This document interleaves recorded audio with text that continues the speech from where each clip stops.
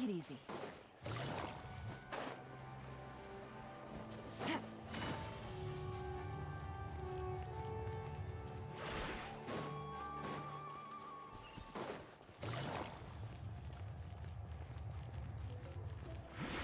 Take it easy.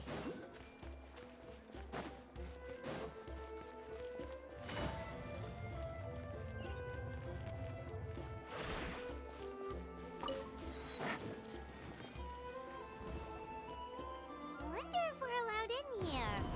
Oh, the door opened all by itself. Taking that as a yes. Aw, the Tomisaur from earlier. It's really here. Then let's go introduce ourselves.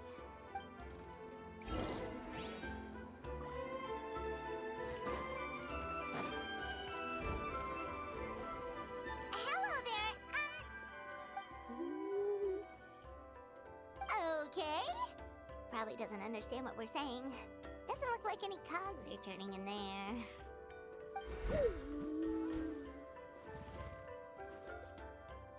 Whoops! Sorry! No offense intended!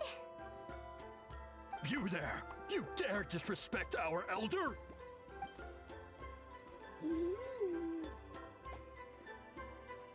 Oh, you mean... Oh, I see. Sorry, my mistake.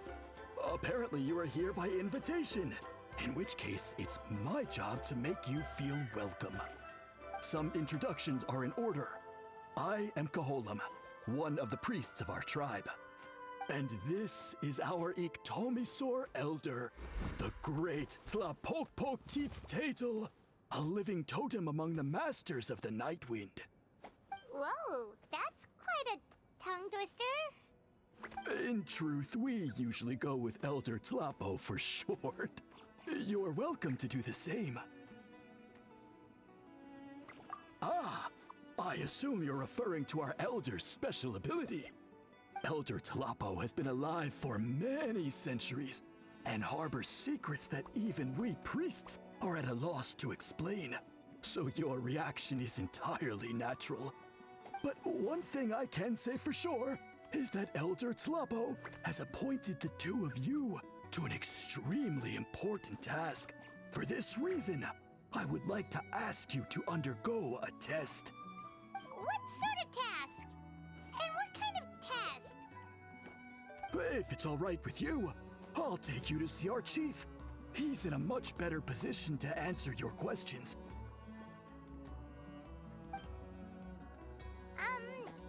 Okay, sure. Very well. Then please follow me. You can use this scroll to go directly to the obsidian altar, where the chief is. Don't worry, it's just one of the many mystical abilities of our tribe.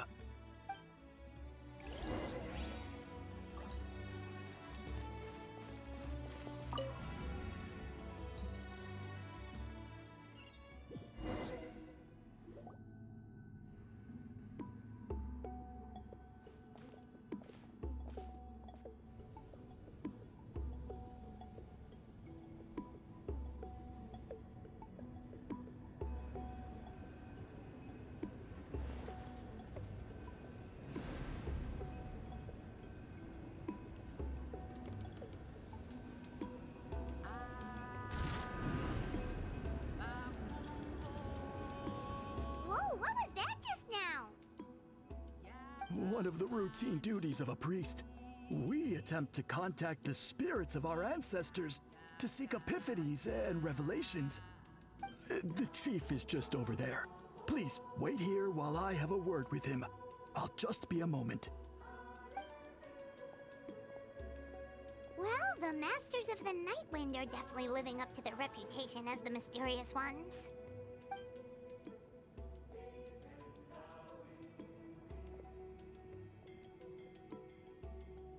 All right, I've told the chief why we're here, and now you may speak with him. Right this way. So, you two are the appointed ones. I am Chief Biram. Welcome, and thank you for your patience. So tall. Unusually so.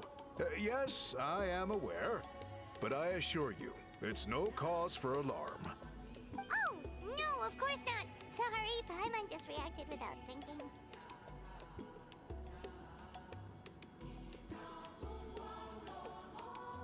Ah, yes. Kaholam told me about that. As outsiders to our tribe, this is probably the first you've heard of such appointments. I'm sure the whole thing seems very confusing. Throughout our history, only members of the Masters of the Nightwind have been appointed to undertake these tasks. This is the first time an outsider has ever been chosen. Really? Allow me to explain. Our tribe has an old tradition of recording history in the form of woven scrolls. And not just our own history. We record the legends and heroic feats of all other tribes as well. It is a tradition we have observed for many centuries. We treat it as a solemn duty. However, when a major event occurs that affects all of Natlan, we record it on a different kind of scroll, used for this exact purpose. And these scrolls can only be woven by someone of the Iktomisor Elder's choosing. When the Iktomisor Elder senses a major change in the ley lines, it will issue a formal declaration to appoint a creator for this scroll. Whoa, so you mean... Elder Tlapo sensed a ley line change quite some time ago, but had not yet designated the scroll weavers until you arrived. Okay, but just so you're aware, we don't know the first thing about weaving scrolls. As a matter of fact, that does not surprise me at all. How come? In the 200 years that Elder Tlapo has held this position, none of the appointed ones have ever been experienced scroll weavers. Does that mean 200 years of major historical events have gone unrecorded? No. They all submitted scrolls in time, yet each of them claimed it was not their own work, but a gift from the spirits. Man, this tribe gets more mysterious by the second. Yes, well, that is the part that troubles me. The notion that we have to rely on esoteric things like gifts from the spirits to record historical events of such great importance. It is unsettling. Huh. That's pretty surprising to hear, coming from the chief of this tribe. I can imagine. You probably see the Masters of the Nightwind as a people shrouded in mystery, who pride ourselves on our arcane practices. But I am something of an exception. I may be the chief, but when it comes to our traditions, I am in fact a proponent of change and reform. I have dedicated my energies to deciphering the many mysteries of our tribe. In doing so, I hope to establish clearer rules that will help sustain our traditions in the future. Wow, that sounds great! So have you figured out the mystery of the gift from the spirits? Sadly not. It is something I've been investigating for a long time. But I have yet to uncover what this gift truly refers to. Only a small handful of events over the years have been recorded on these special scrolls, with decades between each one. And by the time the next scroll weaver is appointed, my time as chief will be long gone. I will not be in a position to investigate as thoroughly. So... While I haven't gotten to the bottom of the matter, I have made some progress. But the only way I can develop my theories further is with the cooperation of the appointed ones.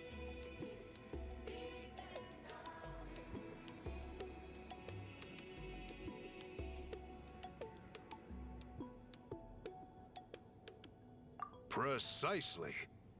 It's nothing to be worried about. Simply a means of validating my current hypothesis. It shouldn't take you long, nor will it put you in any danger.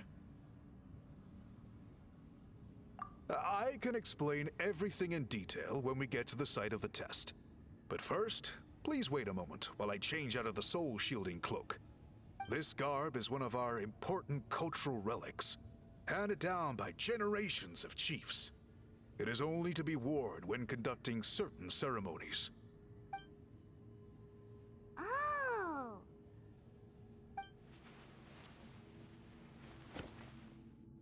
Please, follow me.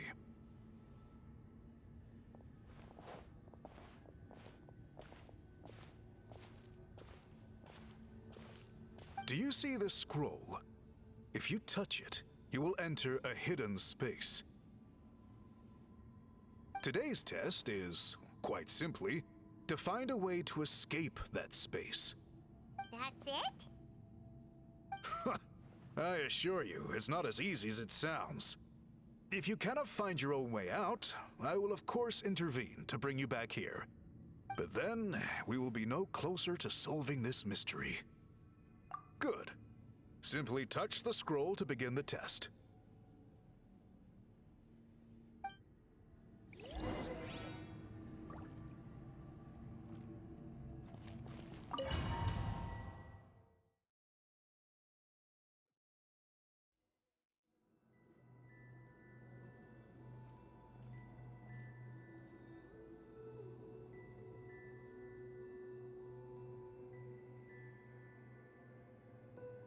Whoa, we really did get teleported.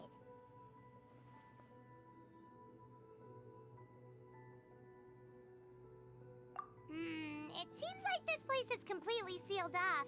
Doesn't look like there's an exit anywhere. Let's take a look around and see what we can find.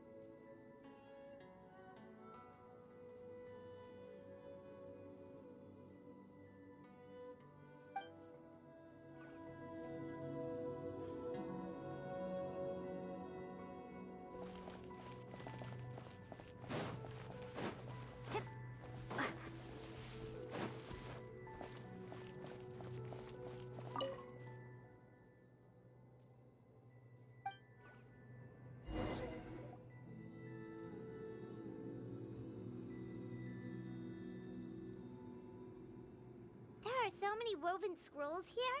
Paimon remembers seeing some of them before in other tribes. They seem to record historical events. This one really stands out from the rest. For starters, it's the biggest... Yeah, you're right. Over there, something just flashed. Traveler, did you catch that? Oh, right. Paimon's with you.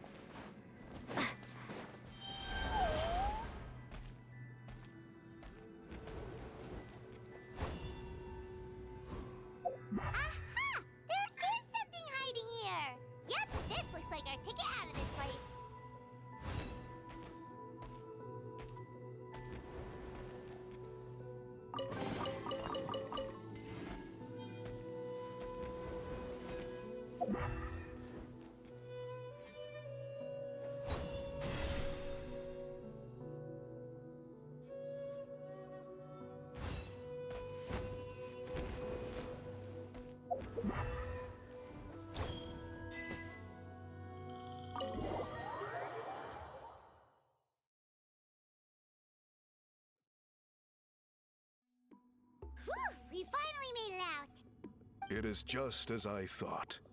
You are indeed capable of undertaking this mission. Yes. You saw many distinctive-looking scrolls there, didn't you? Sure did. This specific kind of scroll was left to us by our ancestors.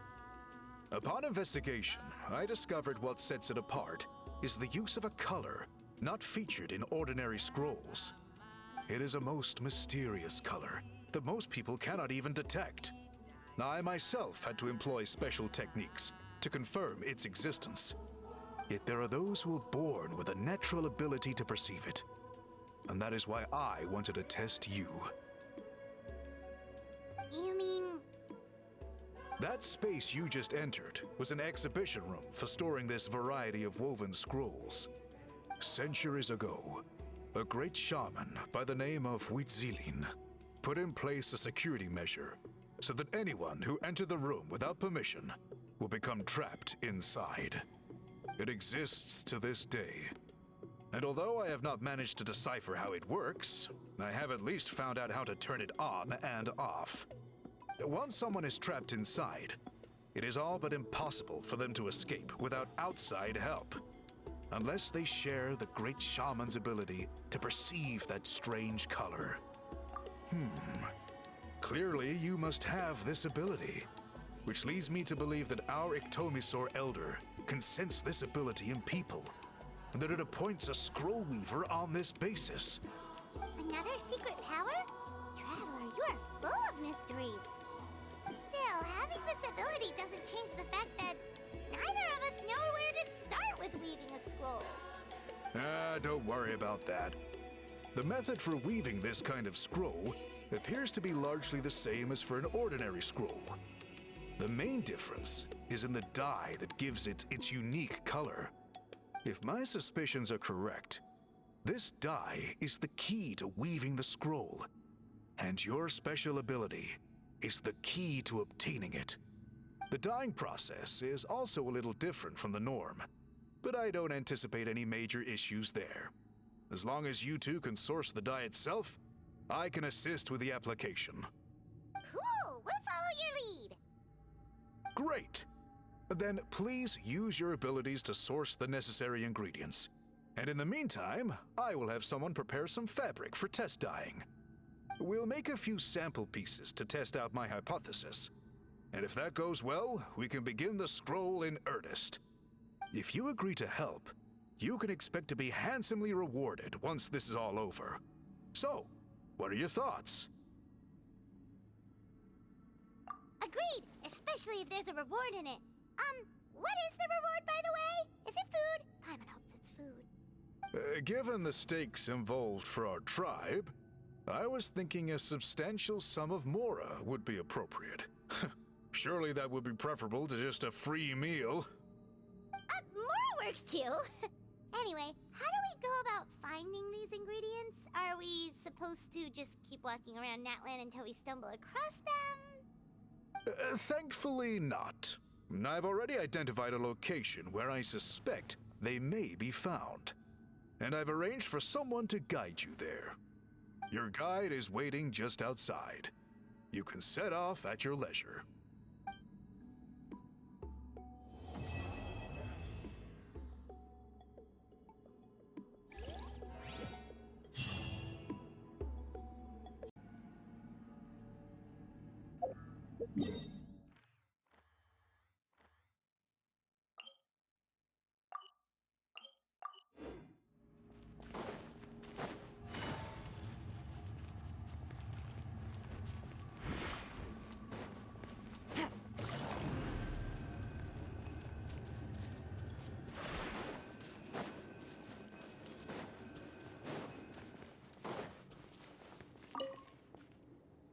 I take it you're the ones appointed by Elder Talapo?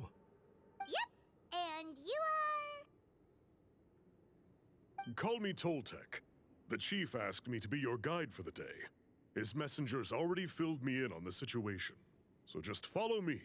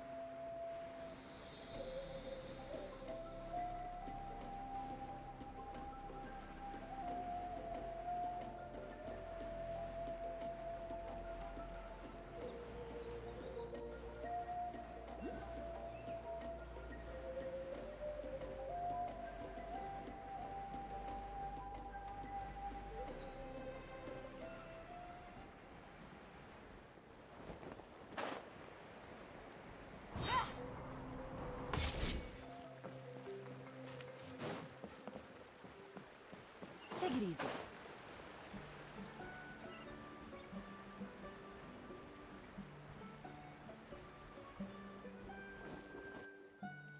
So the dye is somewhere in this cave, huh? This is as far as I can take you. Only the appointed ones may proceed from here.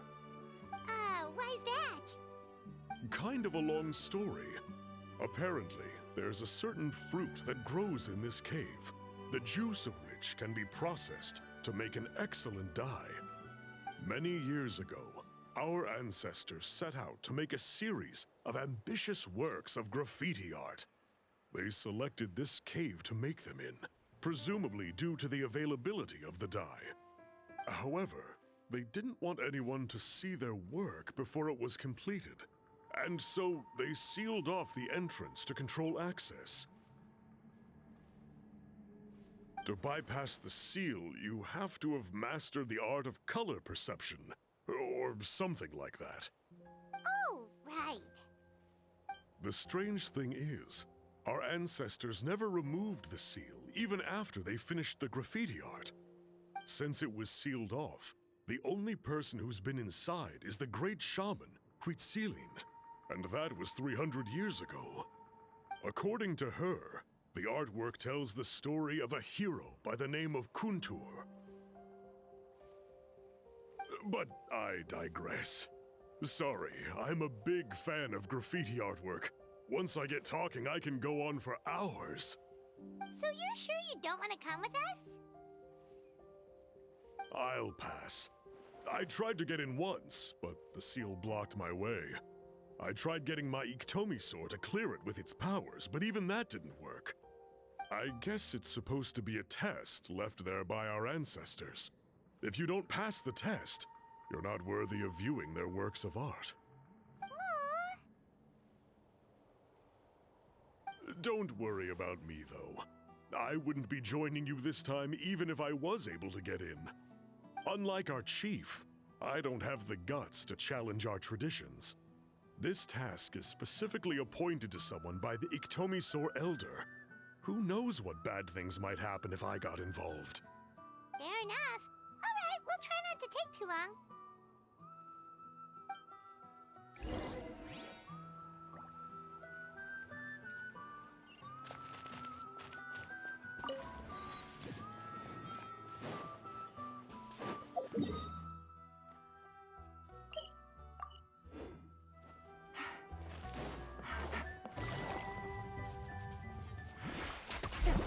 Take it easy.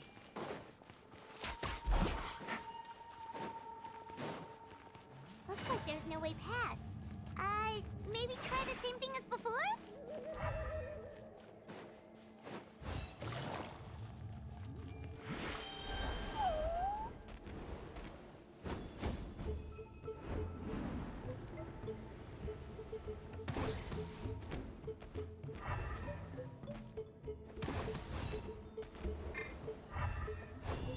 Hey, it worked! Let's head in and take a look. This should be the place. That fruit Toltec mentioned should be the one on the wall, right? Now, the only question is, which ones do we pick?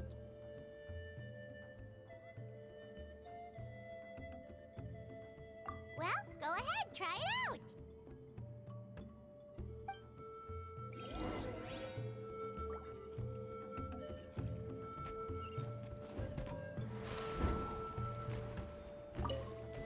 You saw something, right? Whatever it was, grab it.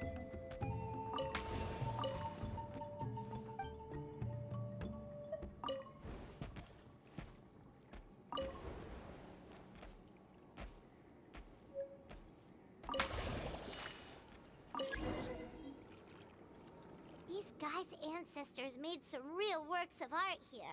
But based on what we've seen so far, it seems like there should be more to the story. Do you think maybe there's more artwork further inside? Seems kinda strange.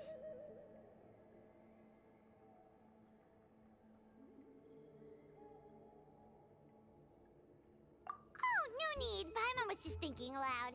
Toltec's waiting for us, and we have a job to do. So maybe it's best if we head out now. Let's head back and meet up with Toltec.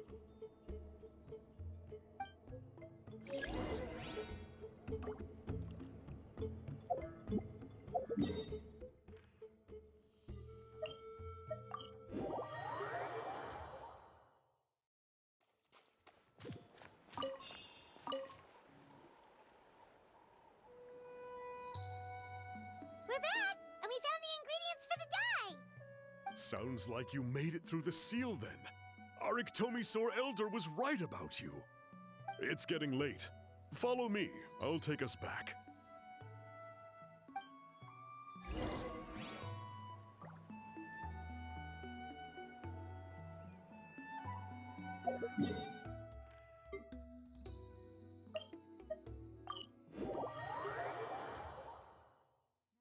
The world is a whole lot easier with a few different identities to choose from. Need me to come up with some?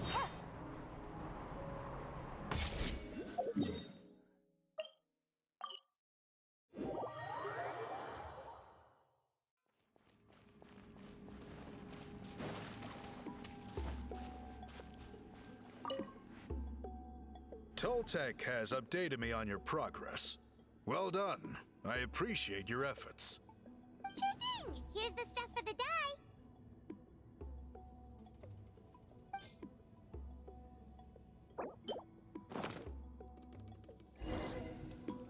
I see. Yes. This is certainly a very different substance from typical dyes. Okay, now let's try our hand at making some samples. The fabric is ready for testing. Got it. Please come with me.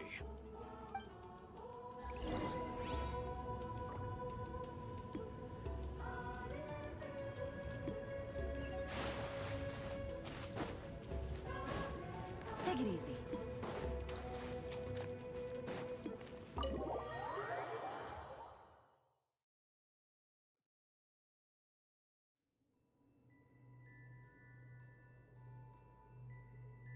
Take a look at this. It's a woven scroll made by one of our ancestors. This is the kind of thing we're trying to make. Ooh. The person depicted is the legendary shaman, Huitzilin. She lived 200 years ago and was once appointed by the Iktomisaur Elder, like yourselves. She was especially skilled in the art of color manipulation, and of course completed her task with flying colors. This scroll is a record of her deeds, and was most likely the work of her own hand. The quality is simply breathtaking, even compared to other scrolls of this variety. Sadly, since she passed away, all of our Iktomisaur Elder's subsequent appointees have had to rely on the gift from the spirits to complete their work.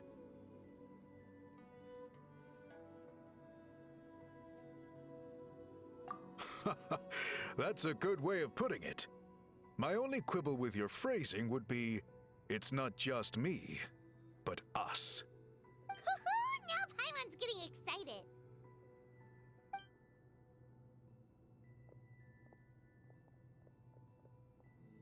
Bring out the samples.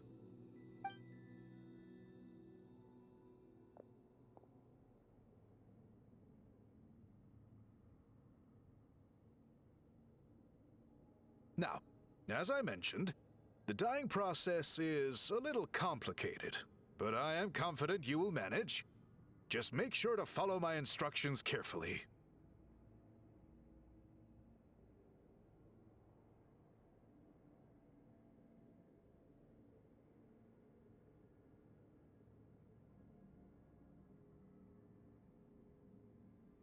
The pattern has already been sketched out on the sample, so you just need to dye each block with the correct color. But you'll need to wait for the dye to fully soak in between each step to make sure the colors don't run.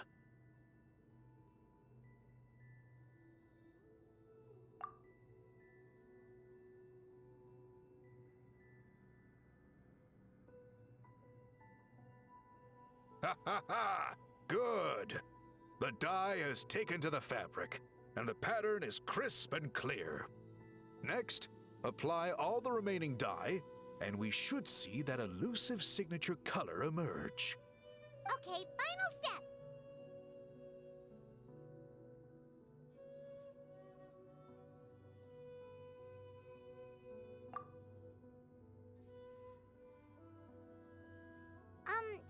Did it work?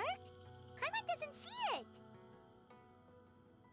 Oh, that color isn't showing up. Oh, the dyeing has failed.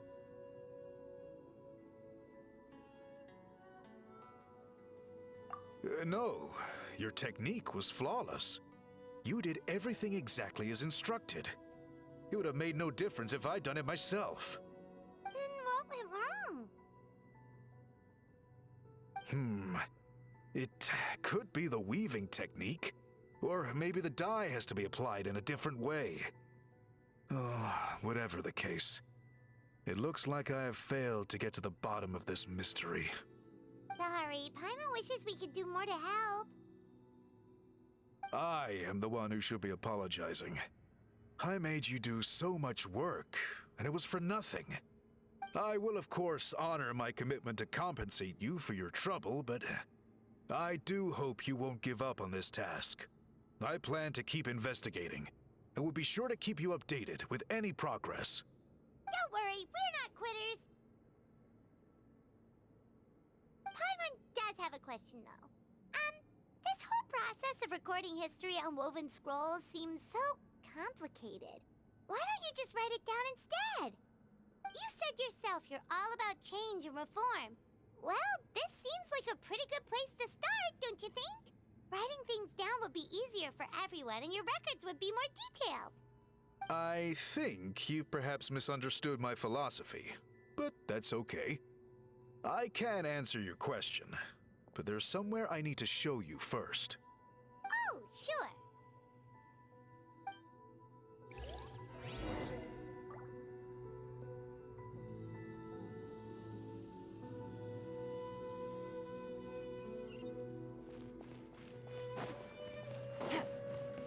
Take it easy.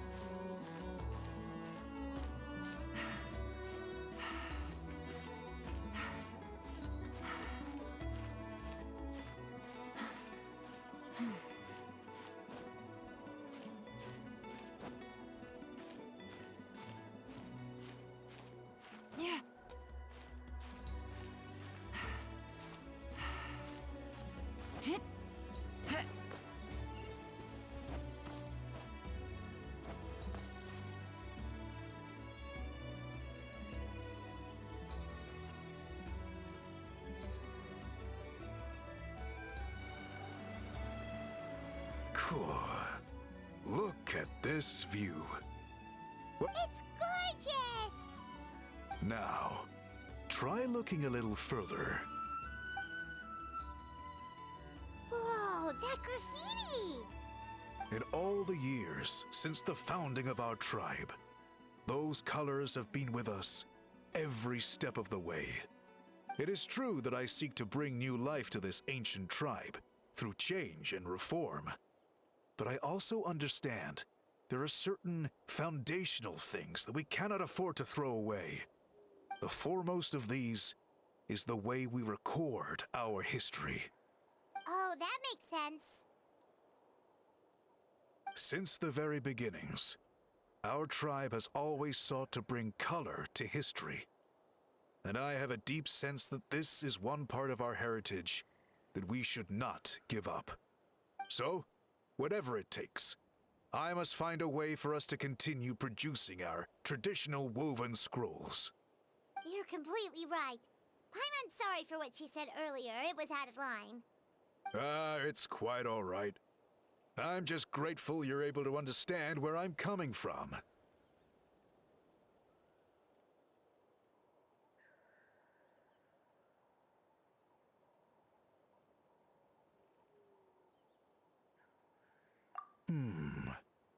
Then let us hope that when we next meet, we succeed in reviving this tradition.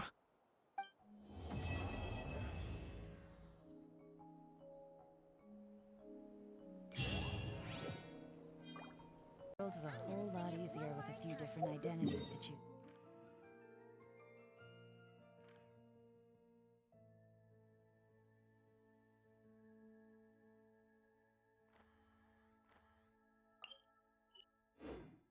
From.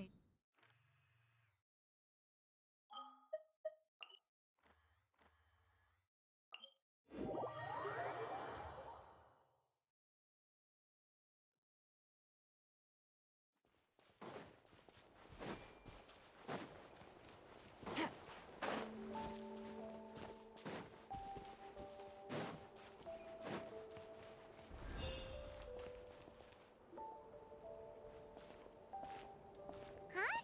What are the Fatui doing here? That's a little concerning. Let's go over there and see what they're up to. Also, how did they get this close to a tribal settlement?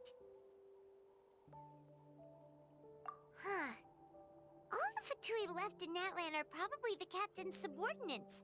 That basically makes them followers of one of Natlan's heroes. Still, once a Fatus, always a Fatus. Something seems off seeing them here. Let's go check it out.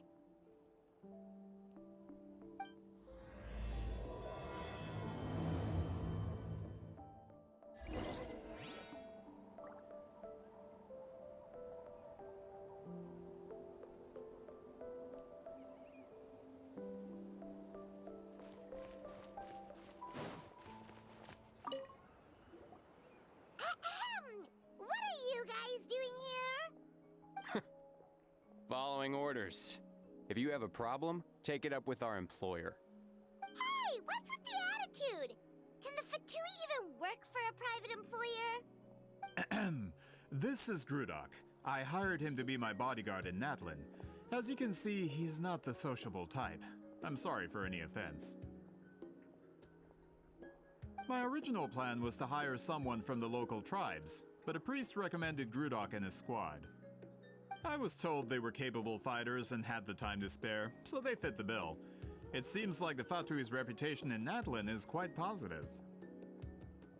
So that's what happened. Then you must be from Fontaine? Precisely! Montluçon, at your service. I work in the publication business. And you two... Wait. You must be the traveler and her fairy companion. Oh, you know us? A golden-haired traveler with a floating companion. There's no mistake.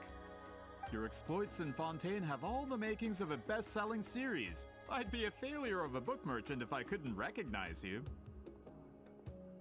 Wow, we're really famous at this point, Traveler. It's truly my lucky day. I know this is sudden, but I was actually looking for you two. You see, I have a favor to ask. So, you chased us all the way to Natlan? That's a little creepy. You'll be generously rewarded, I promise you. Well, at least he got straight to the point. Should we hear what he has to say? Alright, we'll hear your request. You know the great shaman Sitlali, right? I need her help with something. Yeah, but the chances of her helping a random stranger just because we asked?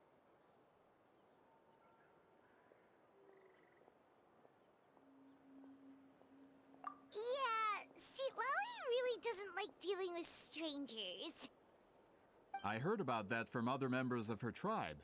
But they told me if one person could convince her, it would be the golden-haired traveler. If you manage it, I'll even double your pay.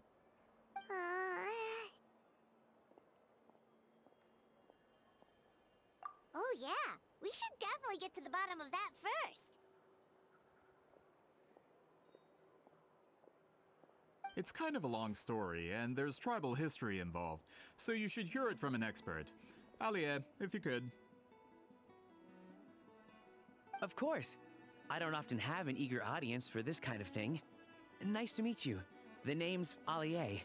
I'm a researcher from the Fontaine Research Institute. Unlike most researchers, I have a keen interest in ancient ruins. That's why I was invited to join Monsieur Montluçon's team. Have you heard of the legend of the great shaman Huitzilin?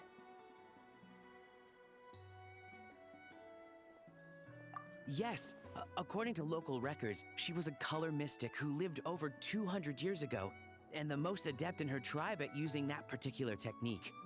Out of all of her exploits, her most celebrated is the Battle of Seven Colors.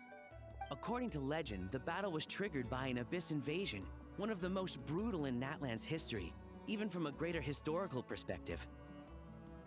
Amazingly, Natlan was able to turn the tide despite being at an extreme disadvantage. The key to victory was none other than a color Huitzilin created on the battlefield. The color was extraordinary, illusory in appearance while also seeming to possess physical form. Legend has it that Huitzilin used the color to construct a magnificent maze on the battlefield and trap all the enemies inside.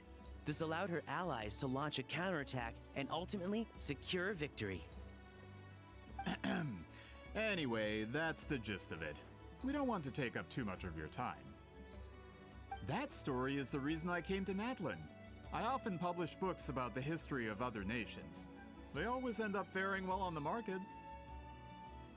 When I heard this story for the first time, I wanted to include it in my next collection, but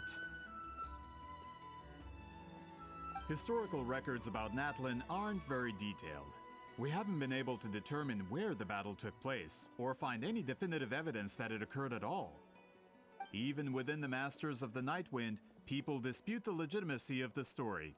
Some believe it to be a myth. If that were the case, the story would not be fit for publication. But if you're just including it in a story collection, why does it matter if it never happened? Well, you see, the slogan for the collection is Restoring the Truth of History.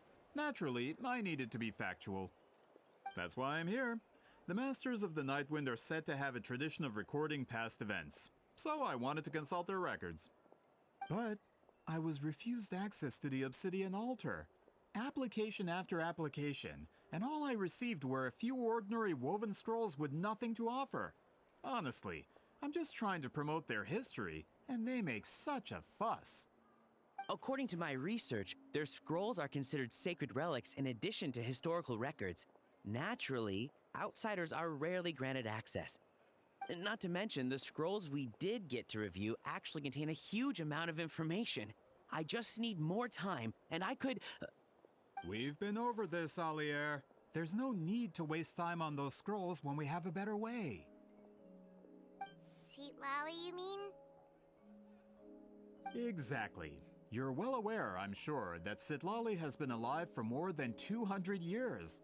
That means she lived during the era of the Battle of Seven Colors. If she agrees to be my consultant, then no other historical records are necessary. Oh, that's what you want. So, what do you say? I'll quadruple the pay if it helps sweeten the deal. Well, it's not that we don't want to help you.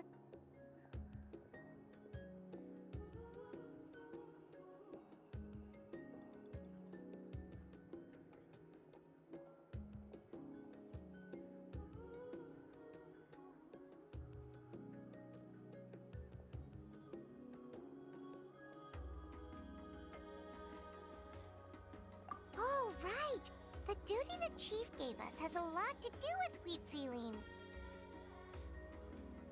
Who knows? The Battle of Seven Colors might lead us in the right direction.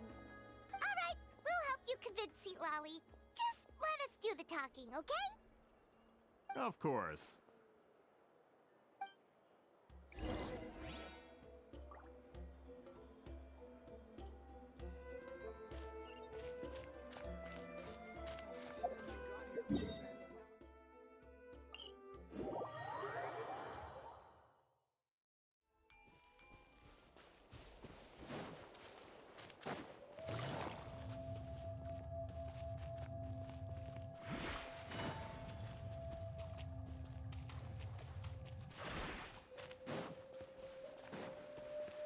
Take it easy.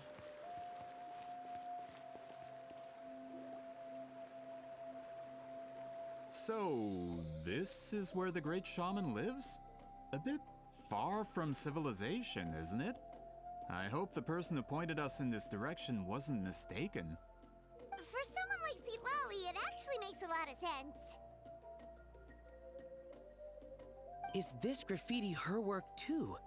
I wonder if it's a cultural practice. If I could just copy it down, We're here for a reason, Alier.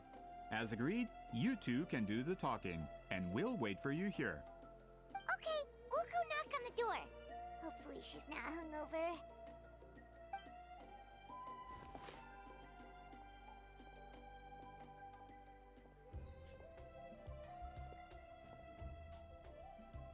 Seatlolly? Are you there? We need your help with something! Oh, no response. Maybe she's not home.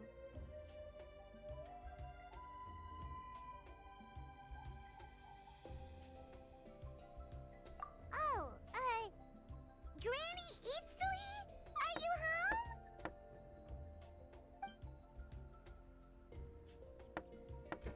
Hey, kid! If you're here to challenge me, book an appointment first.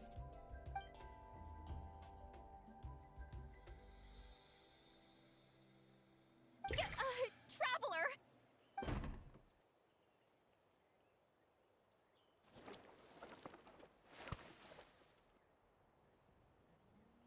Looks like we came at a bad time. Are you still there? Just come in. We can talk inside. Well, at least we didn't get turned away.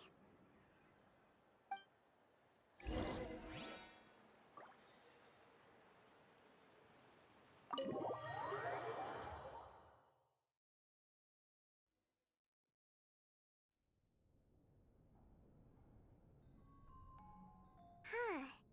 So this is where Seatlolly lives. I, didn't have time to fully clean up the place. Complain if you want. Menial housework means nothing to a great shaman like myself. Besides, in light novels, people who keep everything neat and tidy are always too boring to be the protagonists. Also, I'm not a hermit. I'm just above superficial rules of societal etiquette.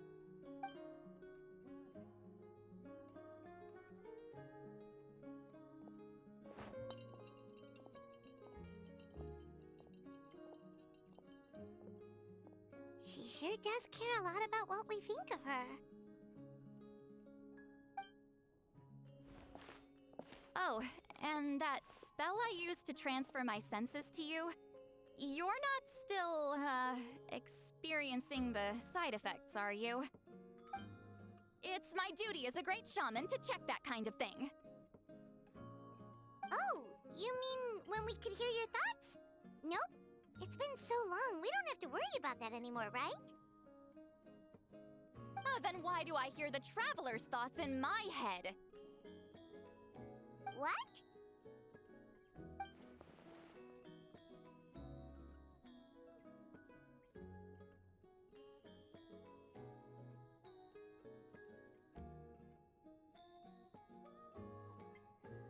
I can still hear you, you know.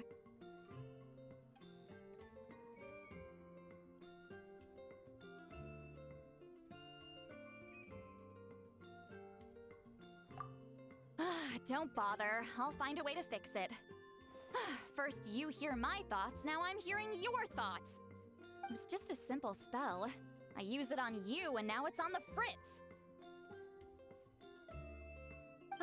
Forget it. Just tell me why you're here. Well, someone asked us to ask you to be their consultant. They have questions about the history of Natlan. So they asked the hero of Natlan to put in a good word? Sounds like they know I don't usually trouble myself with other people's problems. The pay is really good.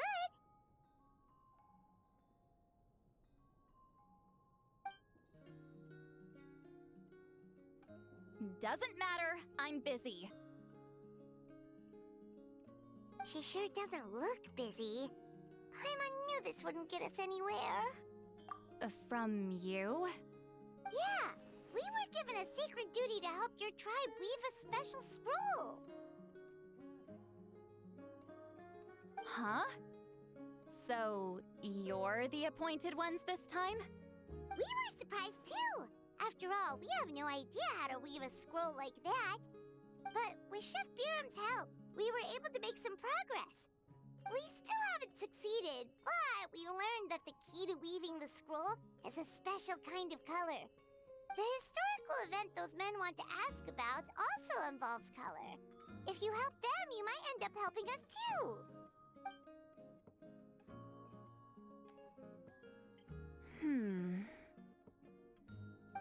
She's giving us that face again. Did Paimon not explain things clearly?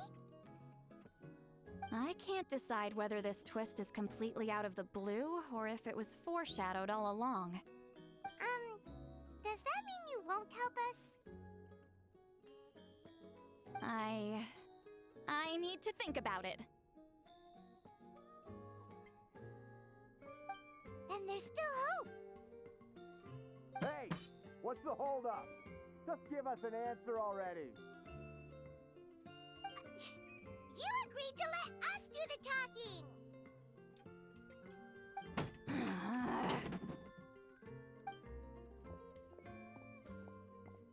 See, Lolly?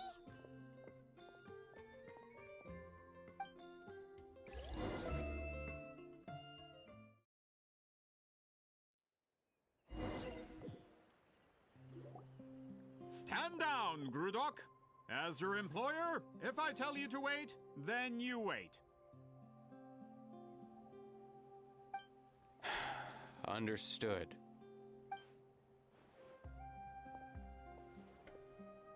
You're the great shaman who's been alive for centuries? But you're so... Apologies for the disturbance. Grudok is a recent hire, so difficult to restrain sometimes. You're lucky you didn't force Sweet Lolly's hand. Well, since you're here, how about a discussion? Do you have any idea who I am? Did you think Granny Eatsley would be fooled by your little performance? I have no intention of speaking to you.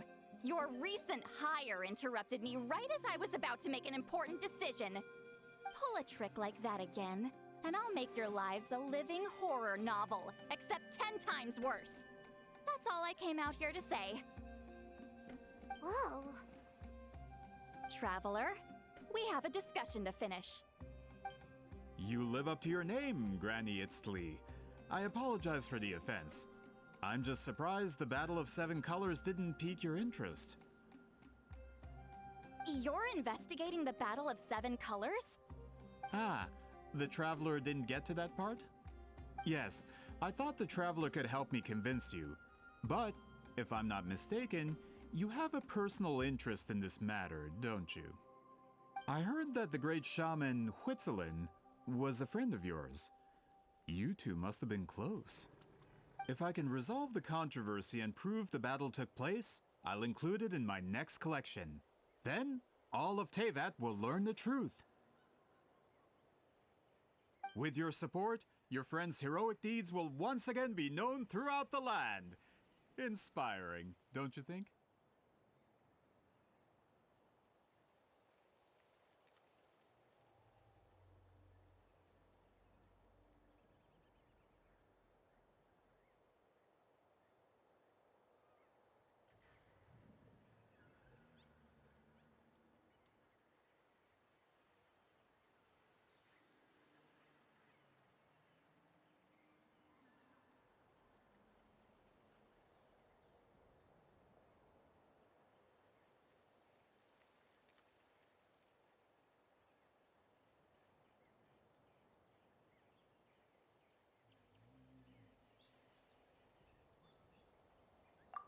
If this is really about that duty, then... fine. I'll help you. I'm honored. Save it. I agreed to help the Traveler, not you. You'll just have to leech what you can. Well, at least she agreed to help.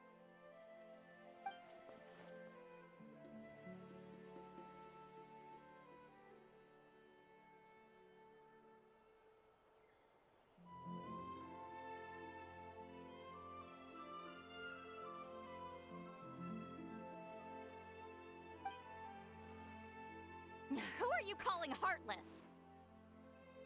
Not a problem. I always planned to work with the Traveler. So, did you directly experience any events of the battle? Do you have any idea where it took place? Can you think of any relics we could use to prove it? Talk at me, why don't you? Fine.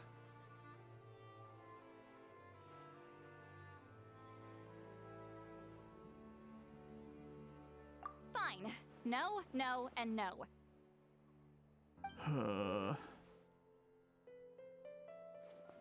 I did live during the same era as her, but that doesn't mean we experienced the same events. I've lived a long time, but I'm not a walking encyclopedia.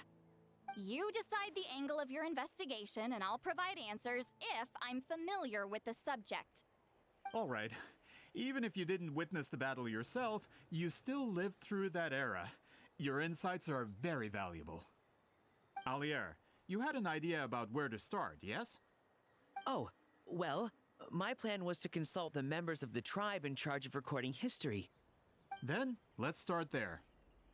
Traveler, what do you say to officially working together? After all, it appears I can only get Miss Citlali's help through you.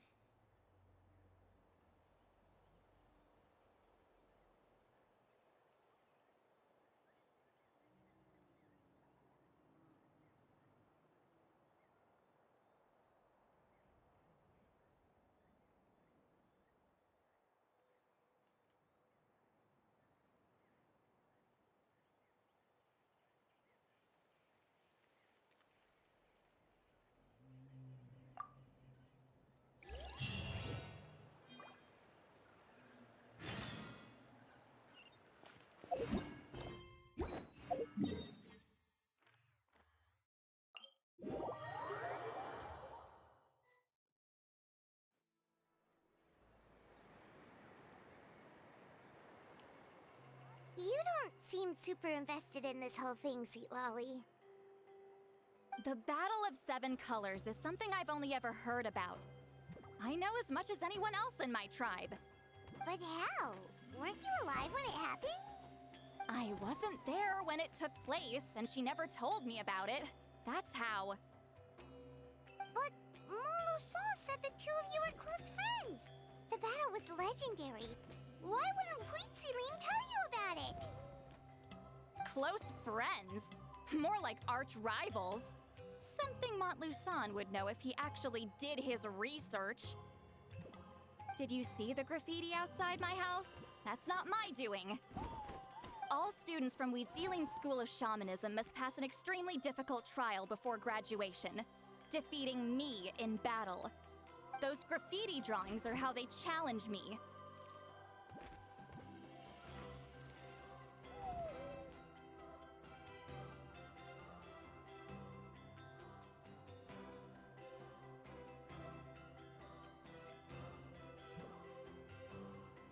Of course, none of them ever succeeded. So, after Huitziling's death, her students had no choice but to modify the requirement. Instead of defeating me, all they have to do now is last long enough.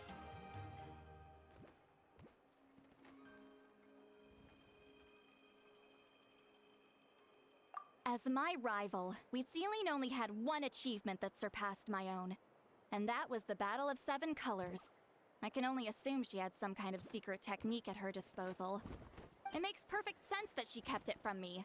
I'm a fast learner. Telling me about the technique is no different than handing it to me on a silver platter.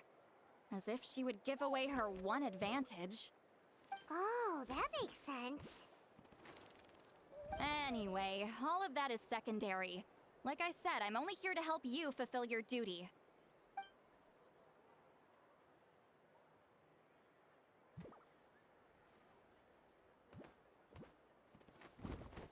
Don't misunderstand. This duty is important for my tribe, too. A great shaman should do her part to see it done.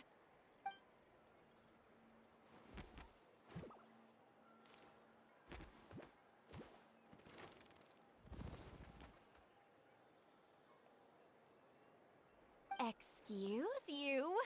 I fail to see what housekeeping has to do with my duty as a shaman.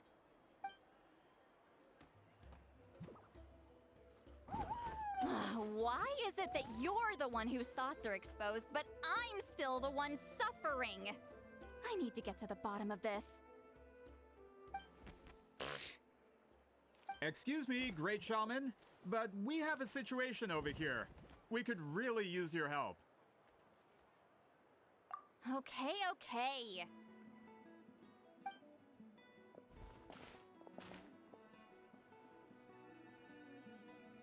Of course the Battle of Seven Colors happened. The Woven Scroll proves it. Wheat Ceiling used a mysterious color to construct a maze and trap the enemies inside. That's just your interpretation. There's more than one way to understand that scroll. Besides, constructing a maze out of color is ridiculous. Wheat Ceiling was one of the most powerful shamans of her time. She definitely could have pulled it off. That's the biggest problem. She had students. Why not pass it down? A technique that powerful? And no shaman since has ever used it? Her students are keeping it a secret, of course. If you knew a technique like that, you'd be a fool to show it to just anyone.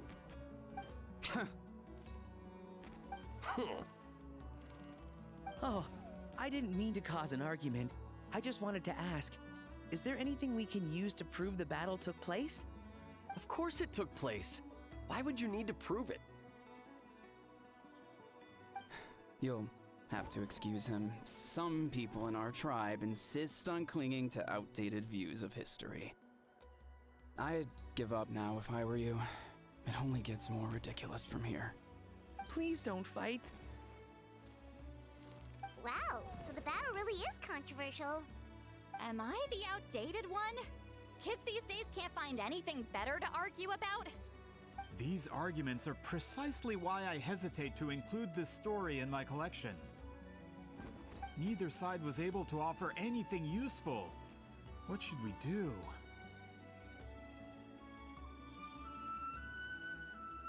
Wheat Ceiling was a passionate teacher. We were opposites in that sense. The technique she used in the battle must have been her masterpiece. There's every reason to pass it on. Still, if the technique is powerful enough to single-handedly stop an invasion, it also makes sense that her disciples would keep it a secret. We should check with the students from her school. If we can confirm the technique exists, we can deduce certain things about the battle. But as far as I know, most of the shamans from her school occupy high positions in the tribe. Not the type of people outsiders like us can speak to on a whim. Right. The obsidian altar is off limits to you. But, if I go... Is there a problem? Most of Wheat Ceiling students are respected priests in the tribe. But that means they had to go through me. Or try, at least. I, of course, humiliated them from a young age. Those who hold the position now are the ones who lasted long enough before I wiped the floor with them. If I show up without warning, they'll run for dear life. That's not gonna get us any answers. Yeah, Paimon can see it now.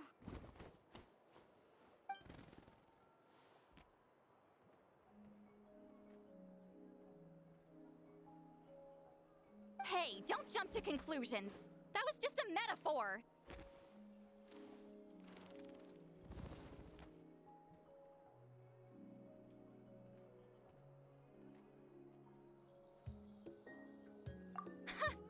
Only you have the guts to joke like that with me, Traveler. Fine, I said I'd help, so I'll help. But don't blame me if it goes wrong.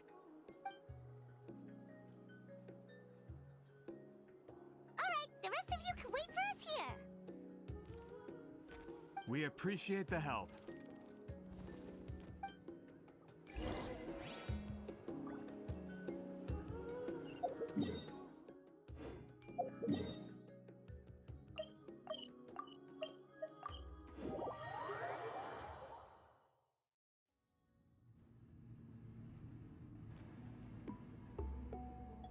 Oh, are you in the middle of a ceremony?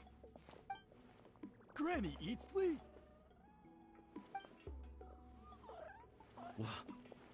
What is she doing here?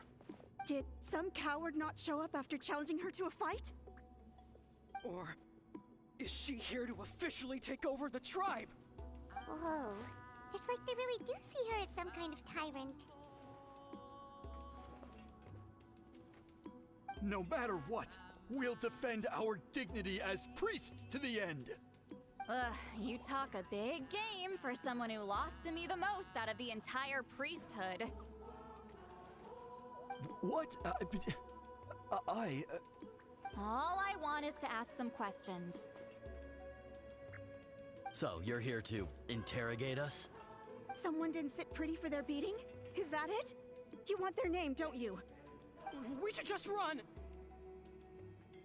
Yeah, with the hero of Natlan here, Granny Eatsley will be on her best behavior. Sure, whatever you say. Oh, it's the Traveler and her companion. That does make me feel better. How can we help you? We wanted to ask about the technique you inherited from Huitziling. Huh. So you can eradicate our school once and for all? Disciples of our school have challenged her year after year, just as our master instructed. Sounds like she's finally had enough. Well, you're not wrong. If we want to protect our legacy, one of us needs to run. Not this again. Just how much did you traumatize them, Citlali?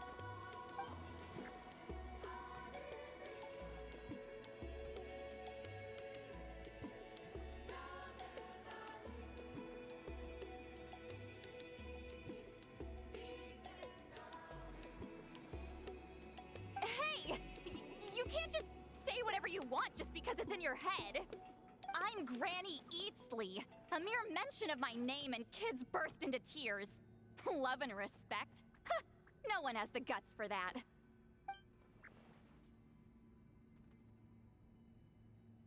What?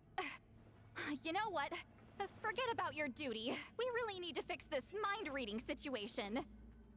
Sorry to disappoint, but if you're here to question whether we're qualified to inherit our master's legacy, we're not going down without a fight. We're not getting anywhere. What should we do, Traveler?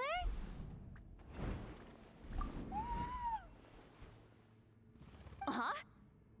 Oh, it's you. Elder Tlapo! Oh, we must have disturbed your meditation. Our deepest apologies. Please forgive us.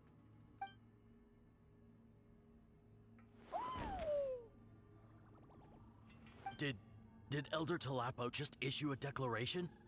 From what I can tell, in a single word, the message was... friend? Is Elder Tlapo telling us to treat Granny Eatsley as a friend? That's not possible, is it? Oh, you forget yourselves, my friends. You are esteemed priests of our tribe. Where are your manners? But Chief! I didn't expect to see you here, great shaman. My sincere apologies for the lack of hospitality. Well, I wasn't exactly planning to come to this crowded place. So you can save the pleasantries, Chief. I'd rather get this over with. Understood. Now, as successors of Huitziling, I understand your friction with Granny Eatsley. However, Elder Tlapo's declarations have always showed us the correct path. You would do well to respect his counsel. So, mind your manners and allow Granny Eatsley to ask her questions. Good thing Elder Tlapo and Chief Biram are on our side.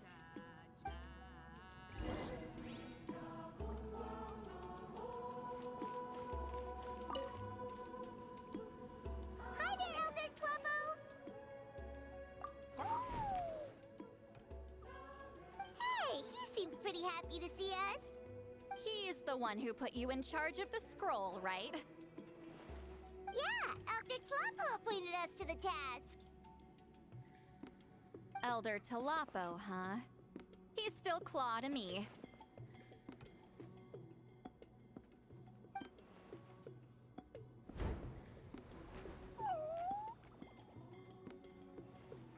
Hey, don't pull that cutesy stuff with me. You're an Iktomisaur Elder now. You occupy an eminent and important position within the tribe. So, you already know each other? Claw was only this big when we first met. He was Wheatziline's Saurian companion back then. She kept dragging him to my place, so over time, we got to know each other.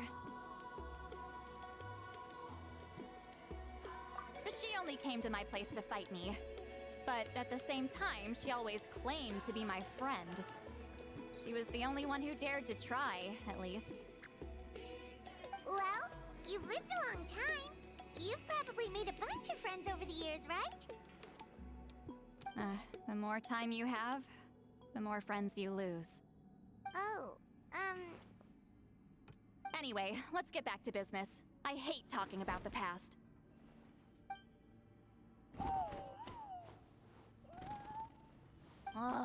200 years and you still haven't given up, Claw?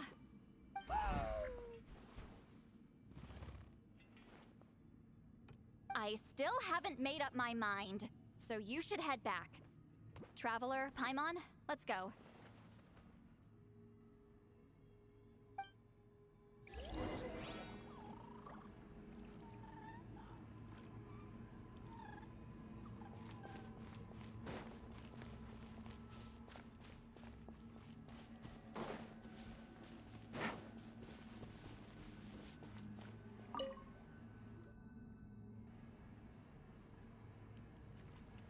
Chief Biram?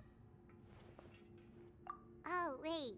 We haven't reached out since the last time we failed the task, huh?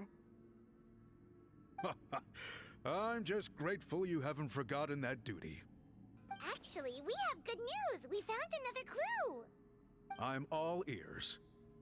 It's the Battle of Seven Colors. Wheatziline's claim to fame? That sounds promising. But the battle took place hundreds of years ago. An investigation is bound to be difficult. True, but Granny Eatsterly promised to help. Is that so? Huh. I've tried seeking her help in the past, but I never managed to coax her out. You should cherish this opportunity. Hey, don't complain! None of the previous chiefs succeeded either. Forgive me. That wasn't my intention. It was a comment on my own failings. Paimon said you've been trying to figure out how to weave the special scroll. It is my duty, Great Shaman. Why bother? The scrolls always end up completed on time. So what's the point of figuring it out for yourself? If I may, this task concerns the history of Natlan as a whole. And in many ways, history is the memory of a people. Memory is sacred to our tribe. I'm sure a great shaman understands that better than a humble junior like myself. Something this important cannot be left to baseless rumors. I know you don't concern yourself with the daily affairs of the tribe, Granny Eatsterly. Even so, as a priestess, I trust you wouldn't leave something like that to chance. I get your point.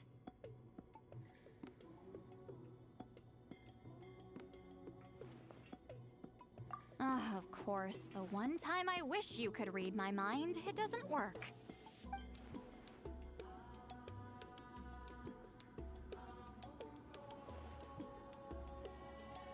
No, that's not it. Huh?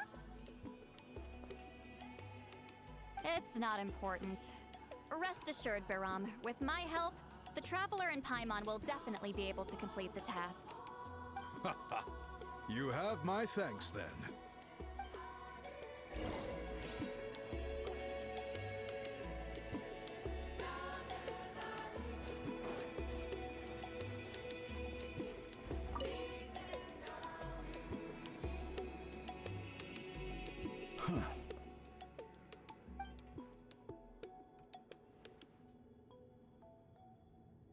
So are you here to test whether we're qualified to inherit Master Wheatzilian's legacy? You've already been tested, haven't you? Well, frankly speaking, I don't think any of you are qualified. But that's not why I'm here. All you need to do is be good and answer my questions. Fine. Ask away. You've heard of the Battle of Seven Colors, right? Of course. It's our master's claim to fame. An immortal legend inscribed in the very history of our tribe. Then I'm sure you know there are those who question whether it actually occurred. I did hear people arguing about that the other day. It's disgraceful. How can they question something like that? It doesn't surprise me. Natlan has had more tourism lately. A lot of people have started getting strange ideas after interacting with Outlanders. After all, everyone who took part in the battle has returned to the ley lines. Without witnesses, it's hard to refute detractors. Well, it just so happens the questions I want to ask are directly related to the legitimacy of this battle. Listen, we know you were rivals, but do you really have to question her legacy? You think she's like you? Someone who can't survive a little scrutiny? No, of course not. Then let me finish. During the battle, Wheatziling most likely used a technique powerful enough to turn the tides of war. I'm sure she was very proud of it. Proud enough to pass it on to her disciples. So, which one of you inherited that technique?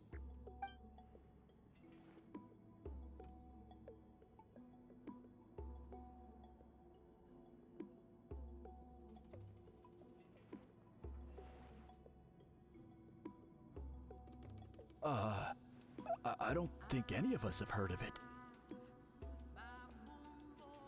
Listen, I'm not trying to take it for myself, so be honest. With or without it, I can wipe the floor with any of you. Yeah, no objections there. But I'm telling the truth. None of us have ever heard of that technique. What's wrong with her? Why would she let it go extinct? Master's body of work is massive. No one student could hope to learn all her techniques. Mastering just a few already takes a lot of effort. Master had no choice but to recruit many students, split up what she knew into different portions, and pass it down through various individuals. So even though we see ourselves as representatives of Wheatziling's school of shamanism, what we know isn't the sum of her legacy. Actually, I know of a shaman family that inherited some of Master's techniques. The family fell on hard times and lost the right to the priesthood. Still could be worth a shot. But if they inherited Wheatziling's secret technique, shouldn't the family be thriving? Well, it's the only thing I can think of. All right, give me their address. I'll mark it out on your map. To be honest, I'm not optimistic about the future of this investigation.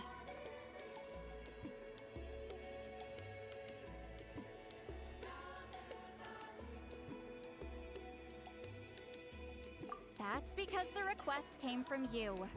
You don't know the power of your own words, do you?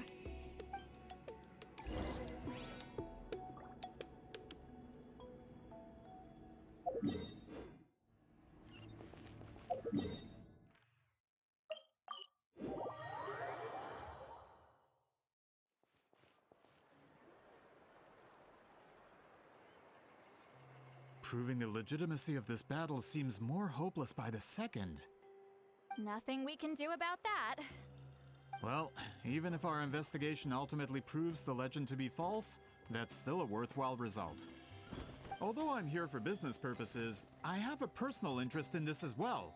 I'm drawn to matters of historical truth. That's exactly why I chose to follow you, Monsieur Montluçon. Listen, I'm just updating you on the situation, not asking for your opinion. I don't really care whether you continue your investigation.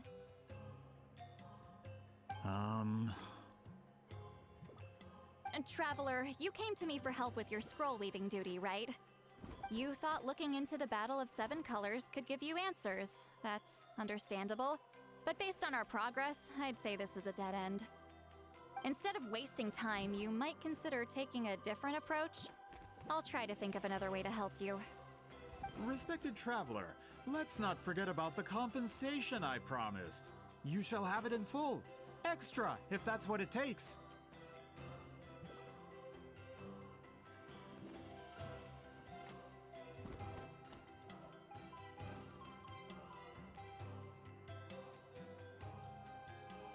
What makes you say that?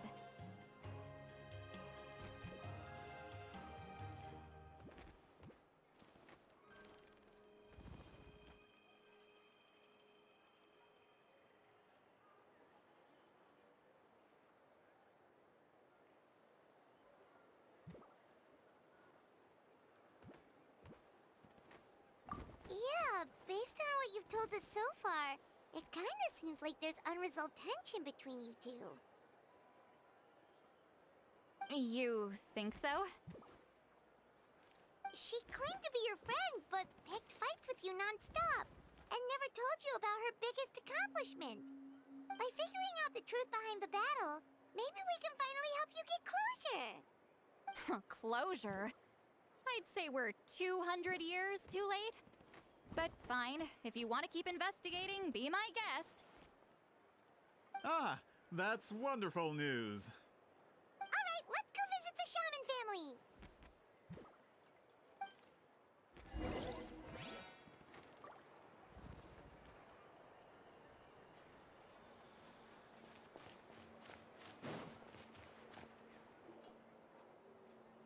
Hello, are you Aishaman?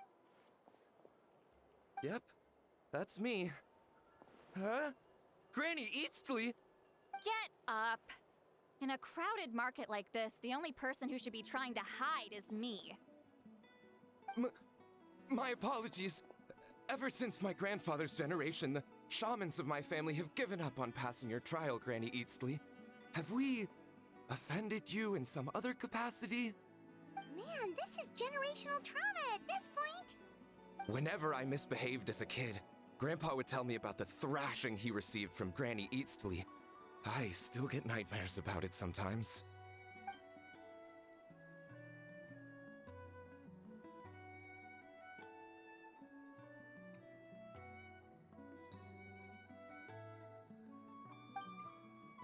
Hey, don't get any funny ideas. This was your idea, remember? Keep asking your questions.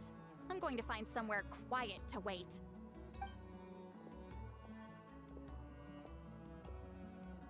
Okay, so your family studied under Huitzilin, right? Yes, although that pretty much ended with my grandfather's generation, unfortunately. The techniques my family learned from Huitzilin didn't have much practical use in terms of tribal affairs, so during my grandfather's time, we quit the priesthood. Turns out, shaman techniques aren't that useful outside the priesthood either. So over time, we abandoned them altogether. Of course, it's possible that we were just too foolish to understand the true power of those teachings. After all, Huitzilin was a genius. None of her students have been able to fully reproduce her talent. Do you know which techniques were passed on to your family? I'm not sure. As a kid, I remember hearing my grandfather talk about them, but it's not like I can use them myself. Just think about it for a sec. Do you remember anything about a technique that can decide the outcome of a battle? Decide the outcome of a battle? No, I don't remember anything like that. Besides, my family wasn't really known for our talent. If a technique like that exists, I doubt Huitzilin would pass it on to us. You might have better luck asking one of the priests. They're descendants of Huitzilin's most gifted students. Well, looks like we're back where we started. Still no definitive evidence the Battle of Seven Colors took place. Alier, do you think we have enough to draw a conclusion? All we have are non-witness accounts. We could put together an interview, but that's not going to hold up in academic circles. Then we have to keep going. Oh, you're investigating the Battle of Seven Colors? Yeah, you know about Not a lot, but there's something special about my family. In addition to shaman techniques, Huitzilian stories were passed down to us as well. Say what you want about my ancestors' dedication to shamanism, but they definitely paid attention to those stories. And of course, the Battle of Seven Colors is the most exciting story of them all. We don't need another story. We need something concrete. Does no one in your tribe understand that? I'm not sure if this is helpful, but the story passed down in my family is a little different from the one told in the tribe.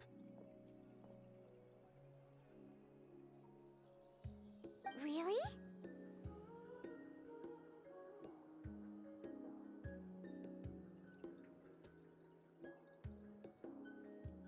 Well, it's Huitzilian's personal account of the events, so it's a lot more detailed. For example, in the version I heard, the battle took place in a location known as Chico Mostuk Cave. That means you can tell us where to find it. Have you ever been to this place? Unfortunately not. I studied maps of Natlan before we left, Monsieur Montluçon. I don't remember ever seeing such a name. Could your ancestors be mistaken, Mr. Ashemin? It's unlikely. My family may have let the shamanism side of things fall by the wayside, but we're serious about these stories. In the words of my grandfather, some things deserve to be passed down more than secret arts. If Huitzilin's version of events differs so much from the general understanding, that makes it even more likely the battle is completely made up. Yeah, that's disappointing. Hold on. You mentioned the Chico Mostuk cave?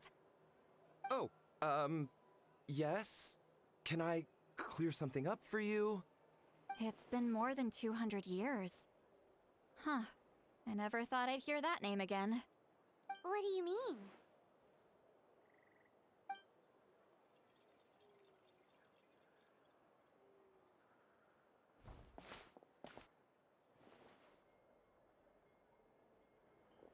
That location is now known as the Valley of Fog. The Chico Mostuk cave is what it was called 200 years ago. Precisely when Huitzilin was alive. That means, Monsieur Montluçon, we can confirm the original site of the battle. Once we get there, the evidence we need should be at our fingertips. Just when we thought all hope was lost. I never doubted you, great shaman. Allow me to present you with a gift as thanks. Save it. Flattery won't get you anywhere with me.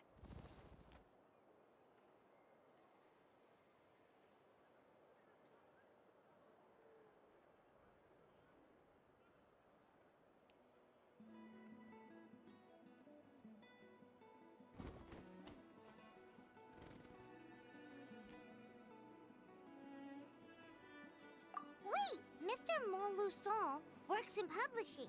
You're a huge fan of light novels, right, Sweet Lolly? Maybe he could get you some that are out of print. Really? Out of print, huh? Sure. Do you have any in mind? Well, if we're talking collectibles, then the first edition of Shogun Almighty Reborn as Raiden with Unlimited Power is a must. It's the first major hit of the isekai genre. Several editions have gone to print, but copies of the first edition are exceedingly rare and valuable. I see. There's also its sister work, Pretty Please Kitsune Guji.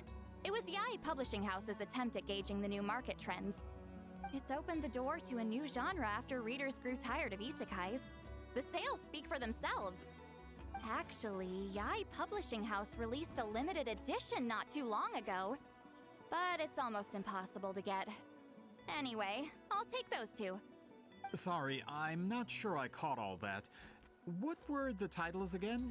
Reborn as Kitsune Guji? These two titles are among the most successful and well-known works in the entire industry. You're telling me, as someone who works in publishing, you've never heard of them?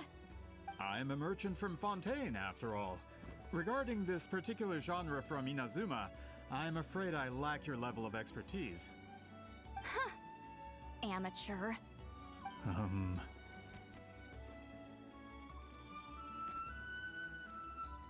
Of course! Sounds like a perfect arrangement. Now, there's no time to waste. We should head to the site of the battle right away. Once we get there, it'll take a bit more work to determine the actual location. Right now, all we have is a general idea. Well, I'm sure Miss Sitlali can help us with that. Have you even looked at the time? It's already evening, and I have important plans tonight. You expect me to work through the night? Well, what do you think, Traveler?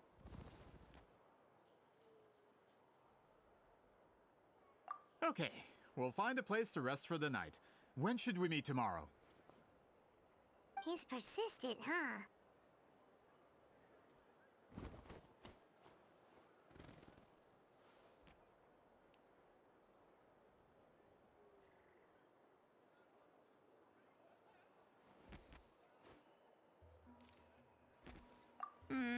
How about noon? Do we have to wait that long? Great shamans have important matters to attend to in the morning.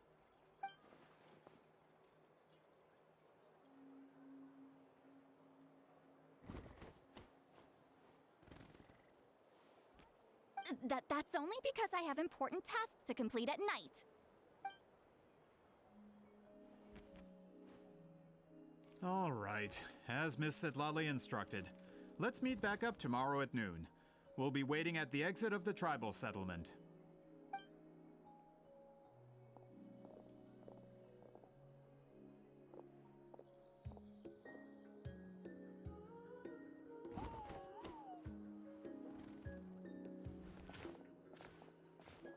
Sorry. I just wanted to ask, is Granny Eatsley satisfied with my answer? Yeah, of course. You really helped us out. Oh, good. I'm glad I didn't offend her somehow. You're really that scared of her?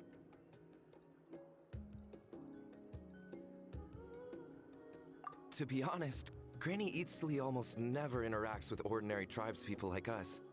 Everything we know about her comes from rumors. She's a powerful shaman who's lived for over 200 years. As a great hero, you're probably the only one who isn't intimidated by her.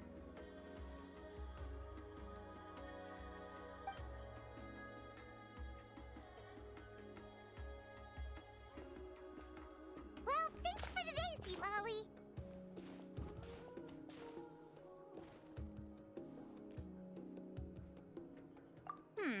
That's quite considerate of you. All right, let's grab a few drinks. Just like last time. Wait, didn't you say you had important plans tonight?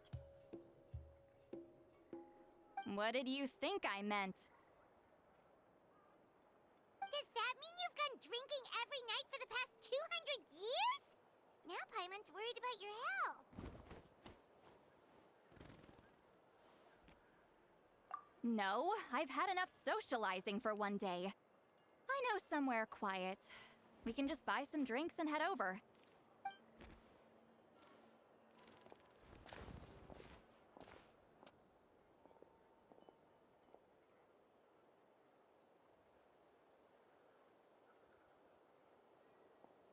Which will also give us a chance to solve the mind-reading issue. Considering the necessary spell work, I'd rather do it in private.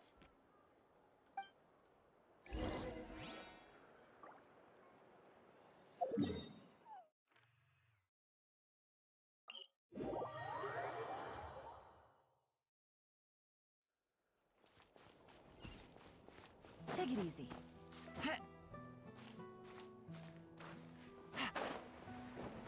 Coming!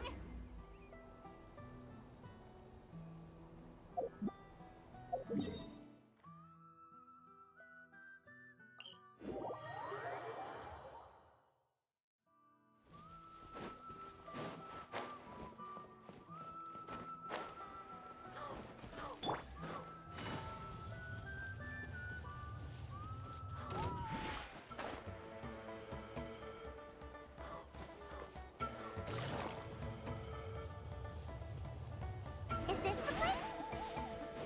No, further up. Further up?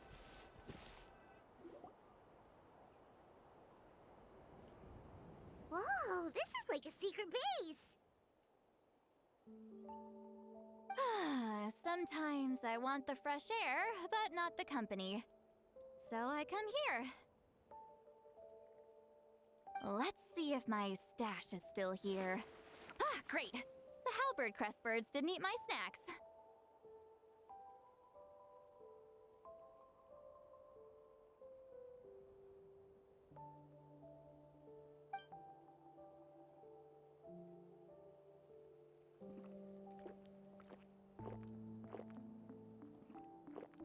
Now for the mind reading issue. Give me your hand.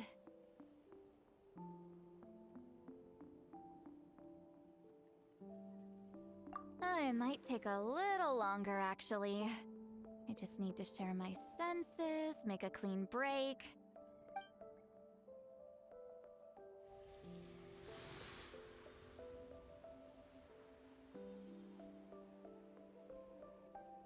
And that should do it, right?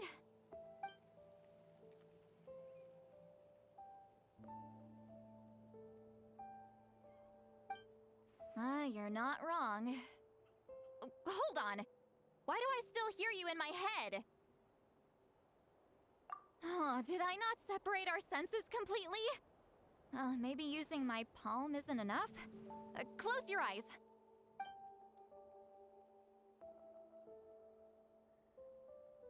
Oh, please work, please work. A great shaman should be able to handle this. Okay, what about now?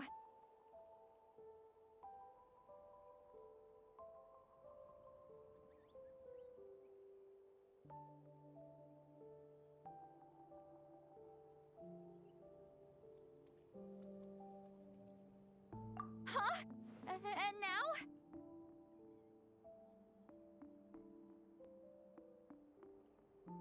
Huh.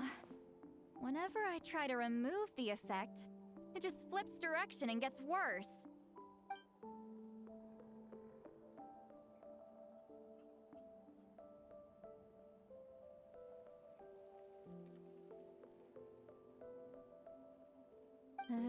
That was just to help with the spell. Ah, shoot. I still hear you.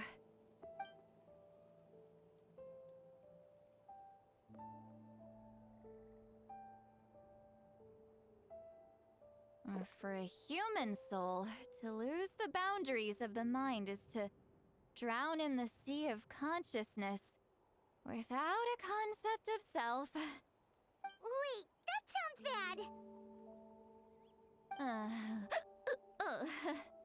I read that in a light novel. When it comes to the real world, I think it's pretty accurate. Is Lily drunk? She's not making much sense. Anyway, we'll just have to leave it for now. Hearing the Traveler's thoughts isn't that bad, right? You should just tease her. That's what Paimon would do.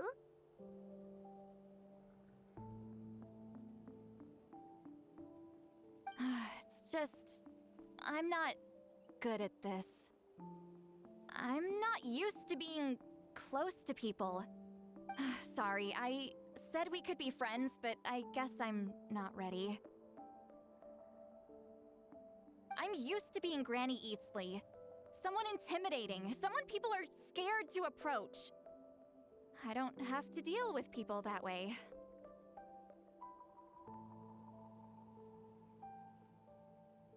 Yeah, Paimon's been wondering, why do you insist on living so far away? You could easily become a leader of your tribe, someone everyone loves and respects.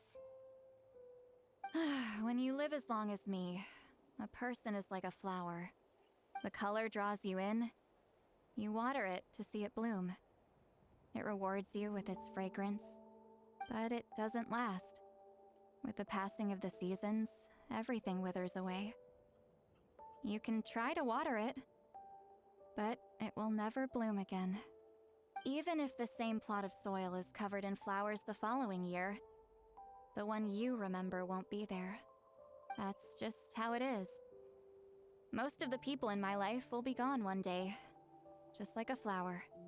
Getting close means losing friend after friend for hundreds of years, until the weight of their memories crushes my soul If people don't care about me, then I don't have to care about them. It's better if the people in my memories are nothing more than fleeting strangers. Sweet Lolly.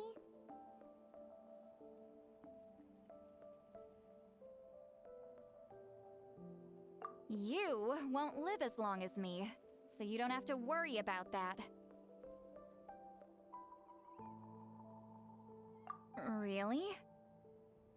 Then you should understand. Nearly everyone you know will be gone one day.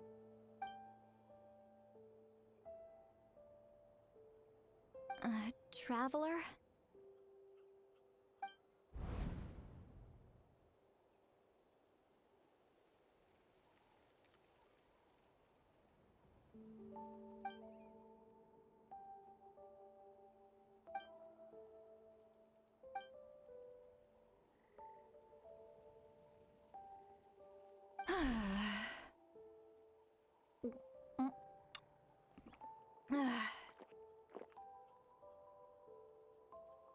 Is something wrong?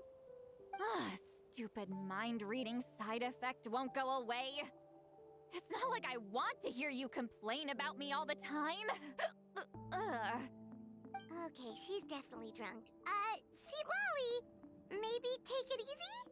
At this rate, you might sleep past noon tomorrow. I'm not drunk. I remember everything the Traveler said. Just gotta think of a response. I'll think of something. Uh-oh, not this again. Is she asleep? I'm fine. Can get home by myself. Is she talking in her sleep or talking to us? She seems kind of out of it. Bye. Gonna walk back alone. Need some time to think. All right.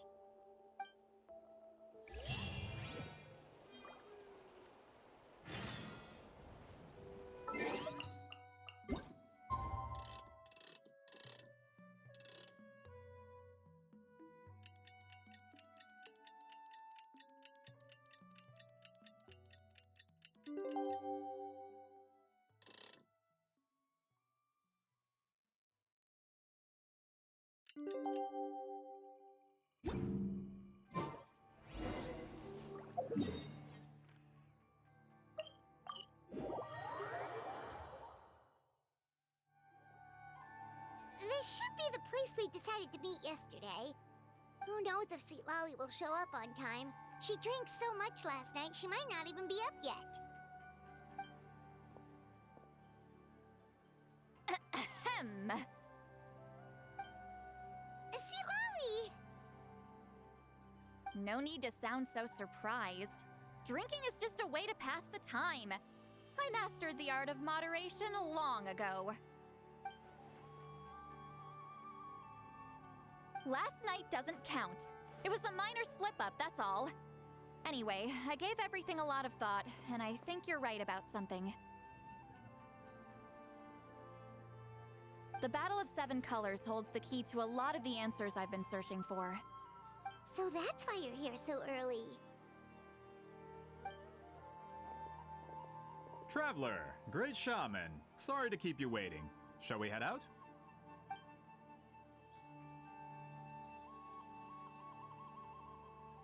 Just follow me. I'll confirm the location myself. Of course.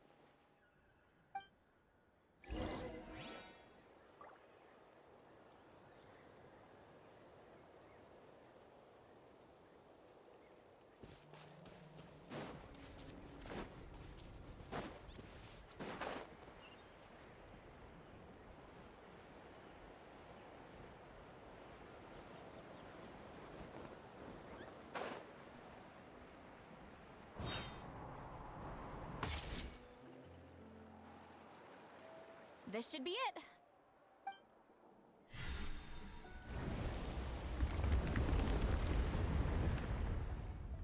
So the battlefield is inside this place.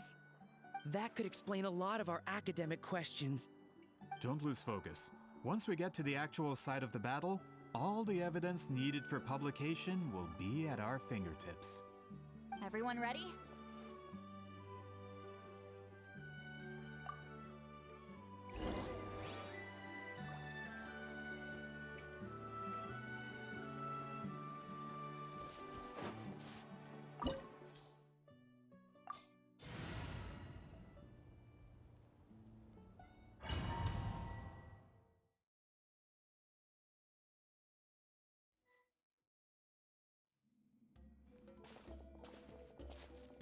So the Abyss invaded through a cave like this? When the Abyss first began to corrode the ley lines, they took every opening they could get. All the items here should be useful for our research. You're not to touch a single one without my nod of approval. I don't support invasive excavation techniques either. Ah, of course. I'll defer to the experts on this matter. Well, shall we continue?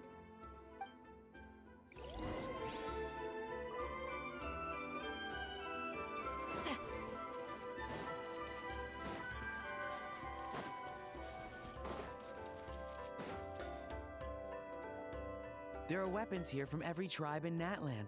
The battle must have encompassed the entire nation. Sounds like we're getting closer to what the legend describes. But all we can really say is that a battle took place here. There's still no evidence of any colors or some elaborate maze. Wow, you're really invested in the Battle of Seven Colors. Well, it's the reason I came to Natlan in the first place. Grudok, send some of your men to search the area. We might miss something all grouped together like this. I'd like to cover all our bases. All the bases. You got it. Don't jump to conclusions. Of course this isn't the site of the actual battle. We have to keep going.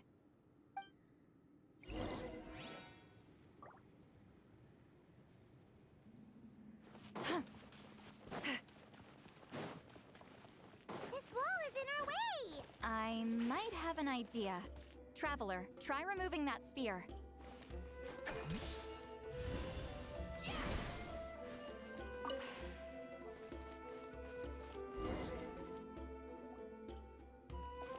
Whoa, we passed straight through! What was that? Some kind of color magic?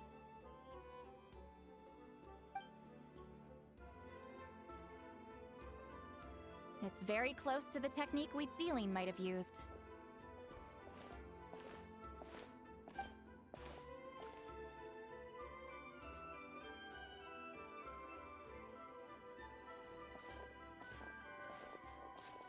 That's it? Doesn't quite compare to the scale described in the legend. Still, what a terrific archaeological find! Enough chit-chat. We should keep going. The deeper we go, the more we'll find.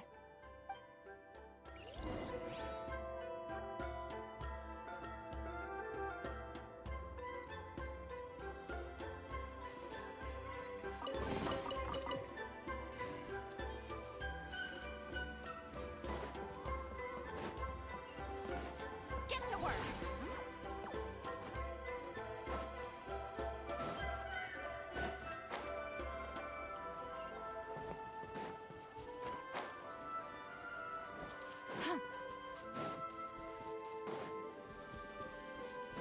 Hold on. If we step here, we might fall through. You mean there are traps in here? Remember how we were able to pass through the wall just now? It must have been because, on our person, we were carrying the same... Oh, you're right. We can keep going now.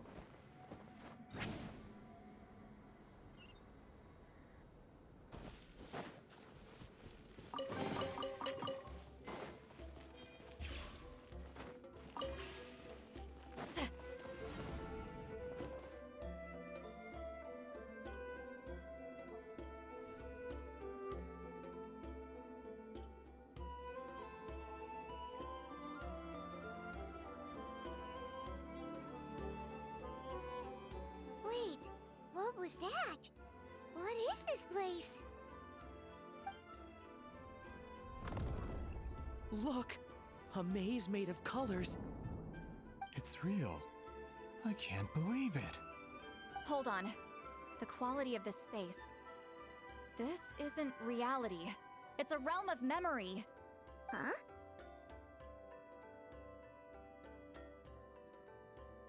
No. This is a space constructed using memories as a medium. The principle is similar, but the two are not the same. Correct?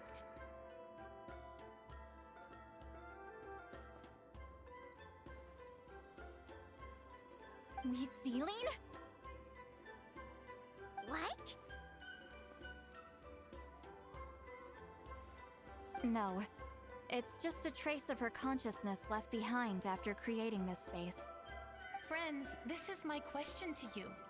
What is our strongest weapon against the Abyss? In my opinion, it's memory. After all, is it not after losing the capacity for memory, love, and compassion that our enemies fell to the Abyss? That is why, with our memories, we possess a power the Abyss cannot hope to match. I have discovered the perfect medium for us to wield that weapon. You know it as color. The more cherished the memory, the more vivid its color. As memories disappear, their color fades first.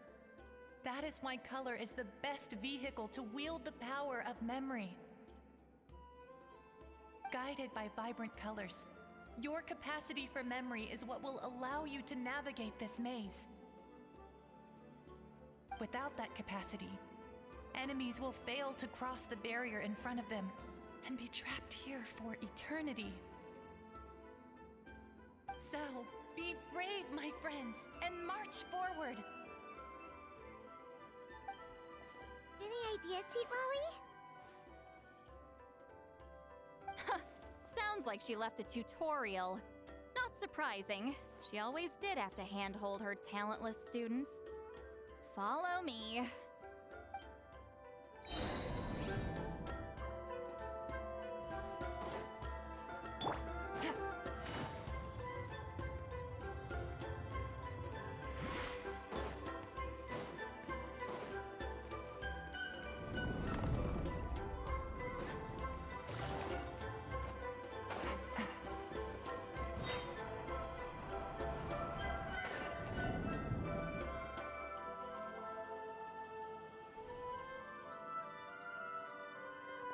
Fulfill our pact!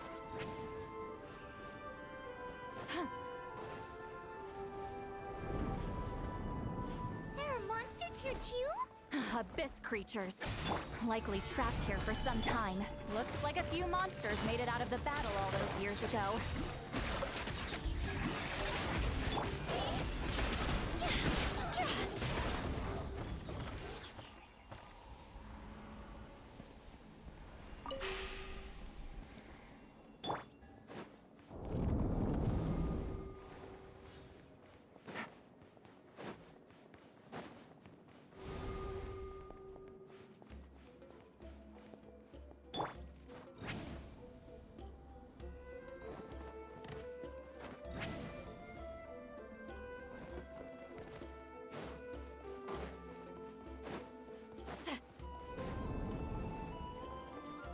What's with these color-changing blocks? You and Sweet Lolly fell through all of a sudden. You scared Paimon half to death. Must be one of the mechanics of the maze. I'm guessing the purpose is to help allies navigate this place. Oh no, more monsters? Ah, shoot. They're blocking the way forward. Let's get rid of them.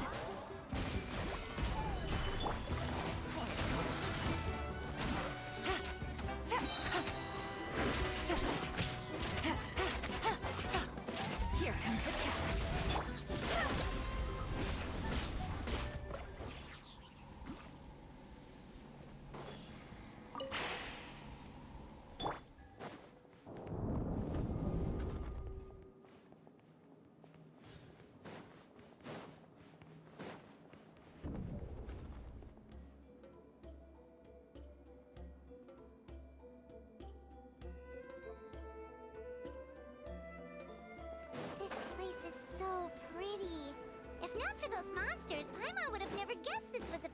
battlefield. The showmanship's not bad, I'll give her that.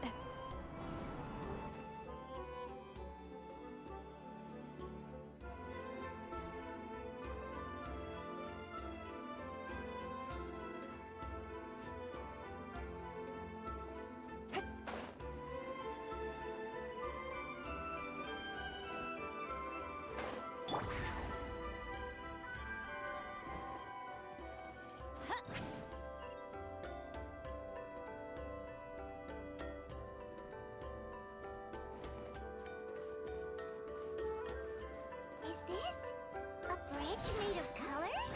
Don't sound so surprised. We just need to cross and we should reach the end.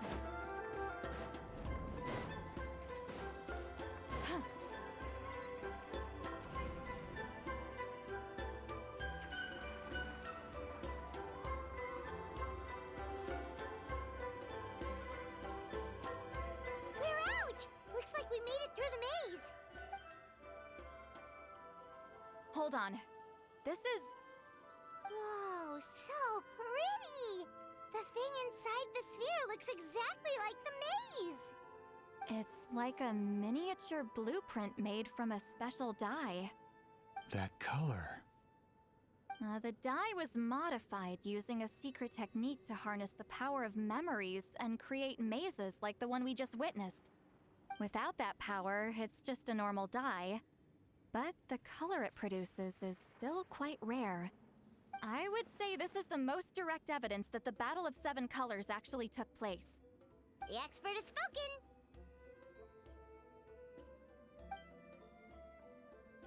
Perhaps I could take a closer look? It's an important piece of physical evidence, after all. No, you may not.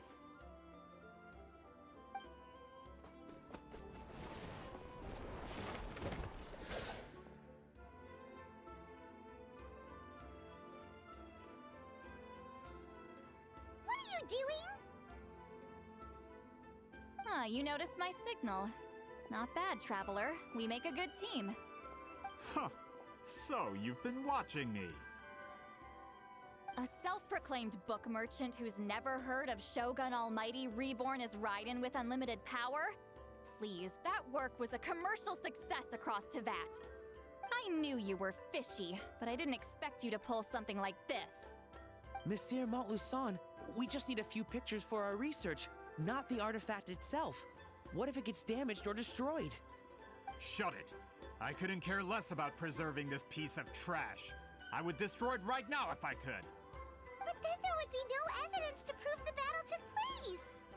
What if that was my goal all along? What? Huh. Pretending to be a book merchant? Pretending to promote the history of Natlan and its heroes was the only way to get information out of the people in this tribe. But make no mistake, I'm no lowly merchant. I am the future owner of the largest printing company in all of Teyvat. But the dye in that sphere ruined all my plans before they could even get off the ground. We've received a report that your advertisement in the paper makes false claims. Fontaine Law demands it be taken down immediately. False claims? The dye I advertised is an unprecedented innovation. It produces colors of unmatched radiance. Unfortunately, its qualities are neither unprecedented nor unmatched. According to the lady who made the report, she saw a woven scroll in Natlan made with a similar dye. Even more miraculous, that substance dates back hundreds of years.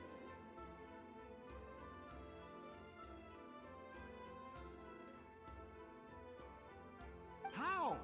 Creating this dye is the culmination of my entire life's work! You're telling me I'm hundreds of years too late? Calm down, sir. Sorry, it's just...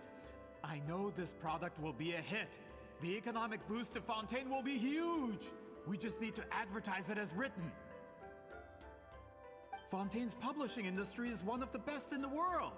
All we need to do is publish something in the paper, and all of Teyvat will think it was our invention first. We don't need to worry about more reports. Fontaine is far more advanced than Natlan.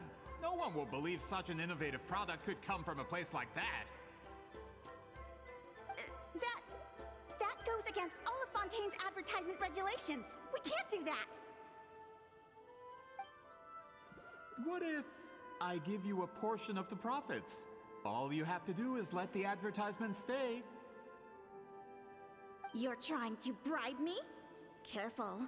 I'm dangerously close to reporting this to Monsieur Novelette.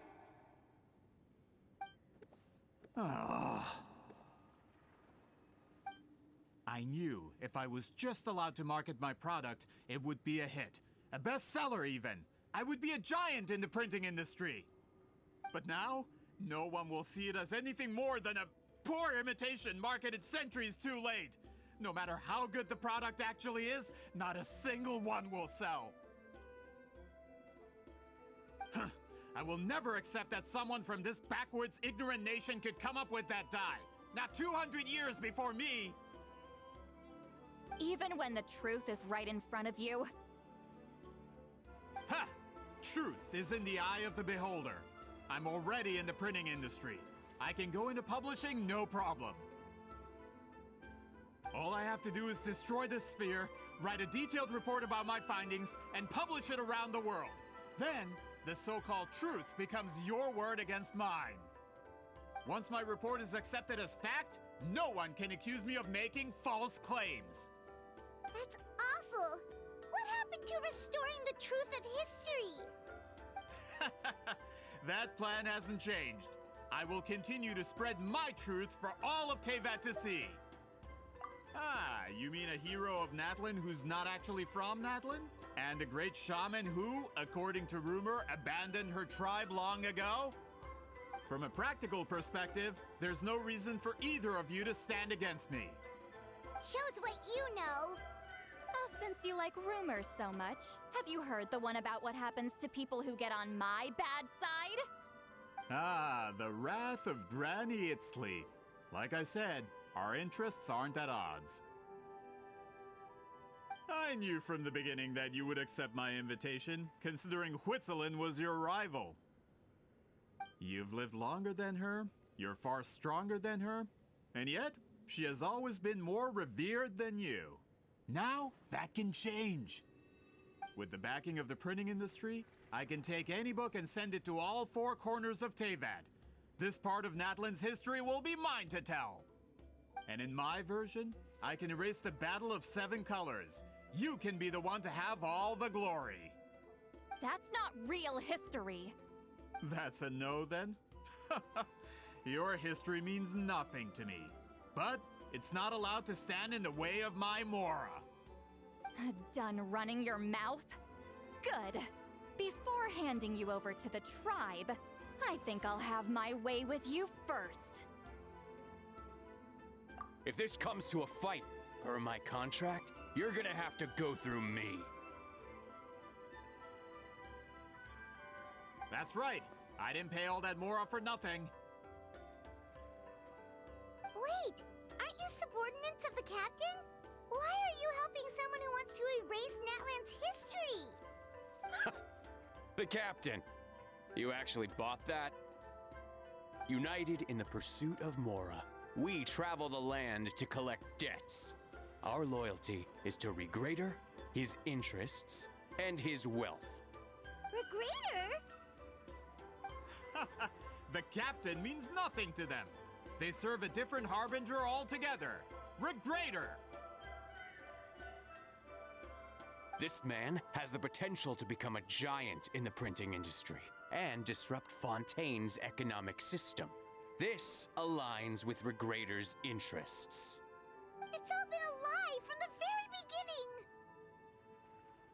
I don't care who you serve. When it comes to punishment, I don't discriminate.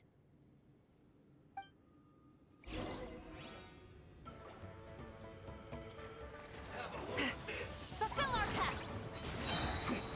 Pauline, East Papa, get him! Gotcha. Busted. You're about to get done.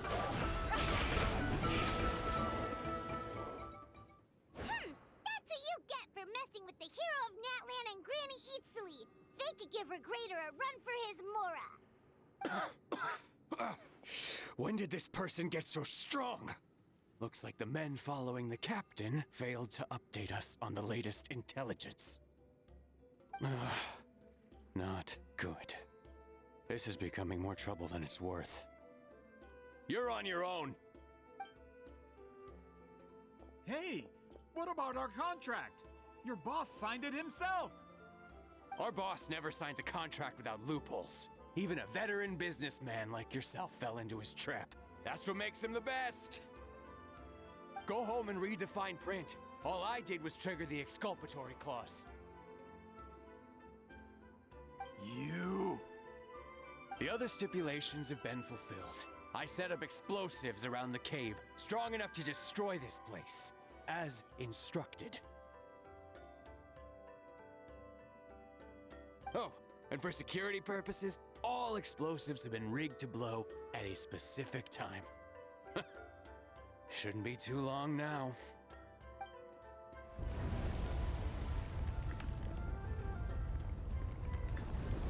What? This whole place is gonna collapse? You were supposed to wait until I made it out! Are you trying to kill me? That depends on how fast you can run. I'm off. Ah!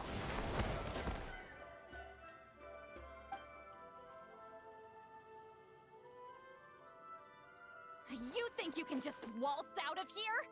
Traveler, stop them, and then we'll make a break for it. If I'm caught, I implicate my boss. Time for the backup plan. Wait, don't!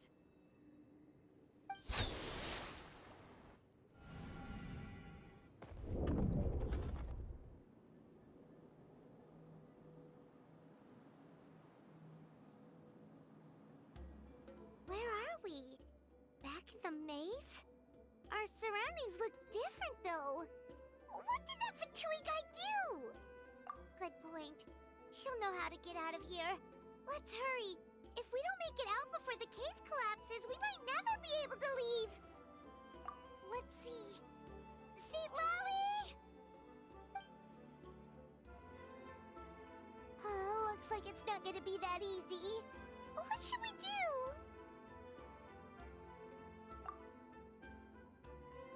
The special color? The one you saw in that woven scroll? Why would it appear around here? You're right. Lead the way, traveler.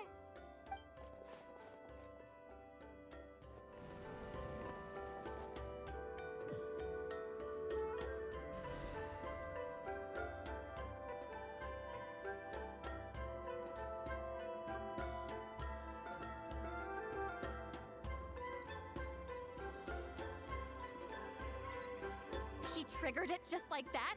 If the technique isn't activated correctly... Instead of a realm of memory, the subjects in question will be trapped in a temporary space like this. If you cannot escape in time, it's mutually assured destruction. But I can't fault someone for using it as a last resort. I knew it! Someone of your skill wouldn't leave behind memory fragments just to parrot instructions. You must have the capacity for conscious thought. I appreciate the compliment. It's been a long time, my friend. This is no time for a reunion. The cave outside is about to collapse.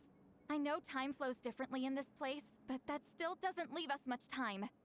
Can you help me get out? You misunderstand, Seat Lolly. I'm nothing more than a fragment of memory.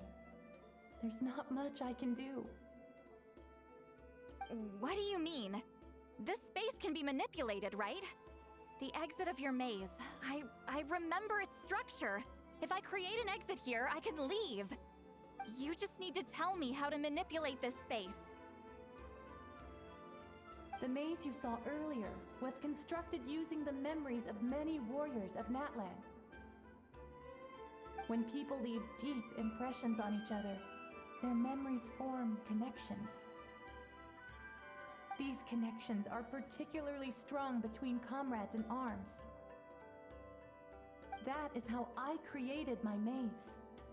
connections between the memories were my needle and thread, and the special color was my fabric.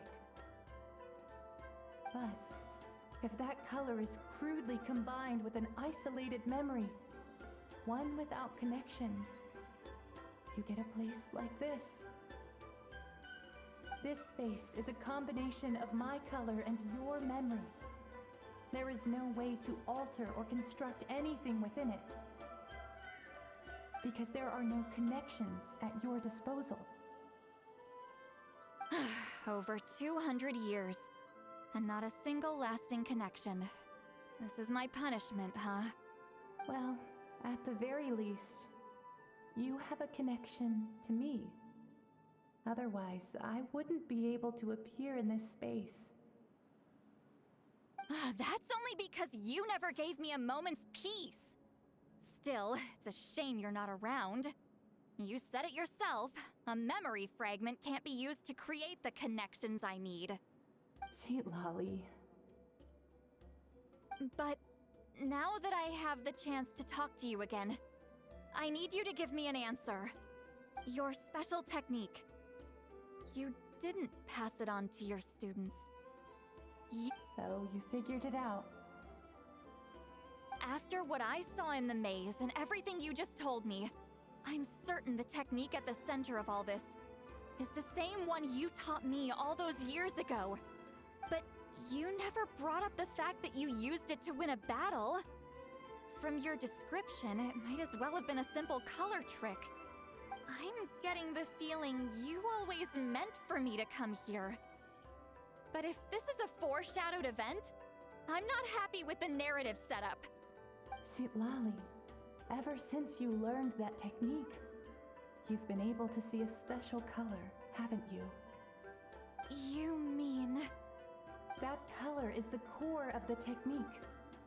But it isn't my invention. It's something I discovered in the work of our ancestors. More specifically, you could call it the color of memories. In truth, passing on the technique is a process of using that color to tint another person's memories. Yes, the technique has the power to decide victory. But in my opinion, the capacity to add color to someone's memories is where the true value lies. You are fated to live a far longer life than me, Lolly. I couldn't bear the thought of all those years existing as a blank canvas in your memory. So I wanted to leave a little color behind. Your color, you mean? One day, you too will want to leave behind your color in someone else's memory. When that day comes, you will understand my decision. I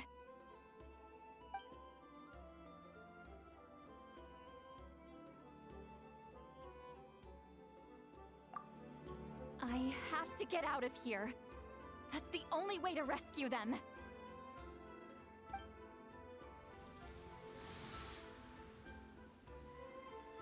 Lolly, what are you... I understand the true principle of this technique now. If I can't construct an exit, then I will separate this color from my memories by force. But you could lose a portion of your memories that way. I know, but my memory is just a blank canvas I've neglected for 200 years. My friends are worth the risk. Traveler? When you entered the realm of memory I constructed, I used your memories to learn about your recent experiences. I have a feeling you're the one who will be saved this time. After 200 years, someone has appeared by your side, the kind of person I could have never anticipated. The Night Kingdom harbors Natlan's memories, and the Traveler's connection to that realm is incredibly strong, surpassing even the shamans who worship the Lord of the Night. This means that even without your tutelage, she can see the color of memories. What did you say? Although she doesn't know how to wield it, she unknowingly left behind a trace of color in your memories. That was enough to guide her to this space. You now have a connection at your disposal. Well, Silali, it looks like part of this was foreshadowed, but the rest is a surprise. Traveler? Traveler! That's Citlali's voice! She's just up ahead! This is goodbye, my friend. Your memories over the past 200 years are much more than a blank canvas. Cherish them. Wheat Celine. Citlali! Paimon! Traveler!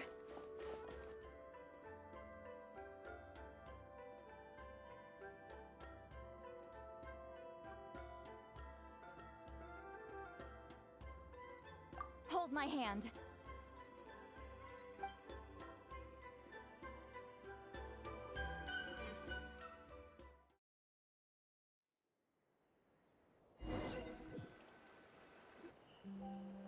Did we teleport out?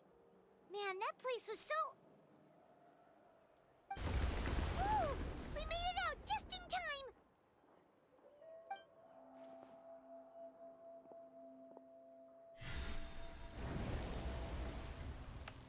Wonder what happened to the Fatui guy and the others.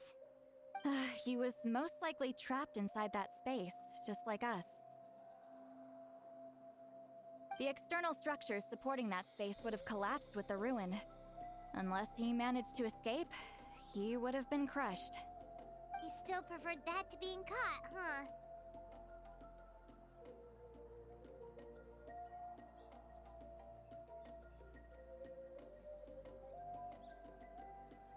They were standing a bit further away, right? They probably weren't pulled into the space. Maybe they already made a run for it. Hello? It's one of Malu Son's employees! Quick, restrain him! I can explain. I had no idea Malu-san was such a terrible person. I couldn't stop him from running, so I stayed behind and tried to find people to help rescue you. I'm so glad you managed to get out of there. Either way, the guards will take you back to the tribe. You'll be their problem. I understand. Anyway, I'm not here to harp on you. I just need to know one thing. Which way did he run? He went that way, but I'm not sure if you can catch up. That way? Huh. Unless he suddenly grows a pair of wings, I think we're okay. Traveler, Paimon, come with me.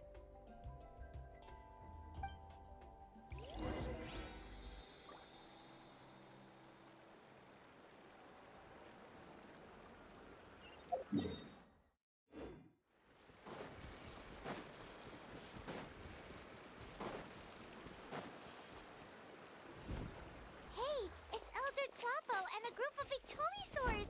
They caught Malu-Son! Something felt off about him yesterday, so I set a few things in motion. Looks like it's time for that foreshadowing to pay off. My bank balance! No! No! What's wrong with him? That's one of the tricks Claw uses to scare people. He makes people hallucinate the thing that scares them most. It's particularly effective on weak-minded people like him. Serves him right! I know, it was a lot to ask, making you come all the way out here during the day. Was that a declaration? Elder Tlapo didn't appoint us to a whole other task, did he? Forget about him for now. The Ectomisaurs will make sure Montluçon doesn't escape before the guards arrive. In the meantime, we have unfinished business, remember? Right, the special scroll. But the die is buried underneath a bunch of rubble now. Don't worry, Witzeline's technique hasn't been lost at all. Come with me, I'll explain everything at my house. Oh, and Traveler? Everything you said about memory, I finally figured out my answer. I knew you'd want to tag along. Let's go.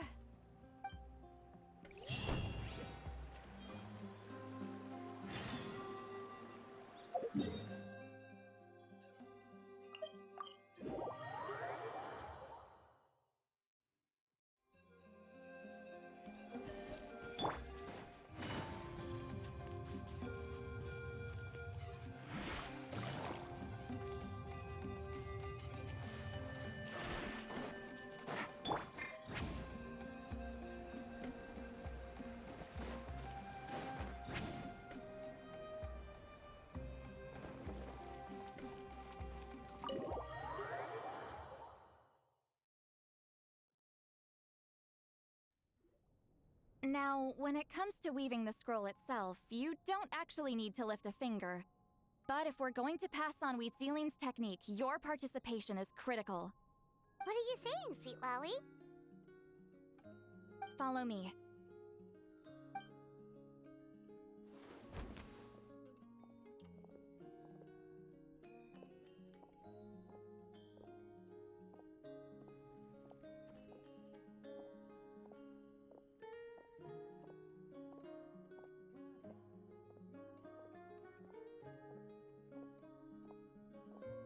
Whoa, look at this place. Do you weave scrolls too? Scrolls. Scrolls? I thought you were going to show me your masterpiece. That I am, old friend. The technique I'm about to show you directly relates to woven scrolls. Fine. What is it? Something that can turn the tide of war or prevent a great disaster? You probably want to challenge me, right? I know you don't have the strength for a real fight, so I'll let you beat me with words. Old friend, my life is nearing its end. I'm afraid I don't have time for another match. Hey. Don't worry. I trust in the belief of our tribe that death is not the end, but the beginning of a new existence in the Night Kingdom, where everything is made of memories. So, do you know why our ancestors insisted on using colorful, woven scrolls to record our history?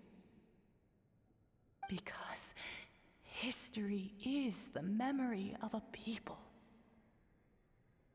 We give our scrolls an orange hue, so the dead can still feel the warmth of the setting sun. We decorate them with kernels of grain fruit, so the dead can still enjoy the abundance of our harvests. I know that, but something this important? Why entrust it to me and not one of your students? As your friend, I admit, I'm being a bit selfish. I don't have long, Sipali. Oh, I'm not sure I can truly explain my decision. But I know you will understand one day. For now, will you accept my final request? Just this once. I understand now, Wheatsealing. Just like you said I would. Claw, help me move this outside. I'm going to color it.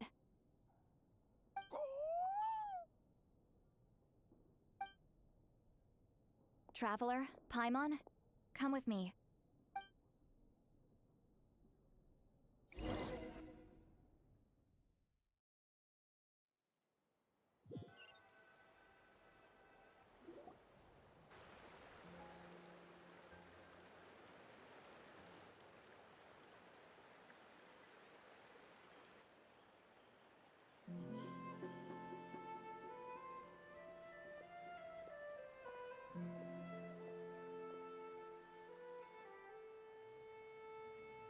We are like birds, soaring through the horizons of time. I linger between brushes of memory, seeking the color of my final journey.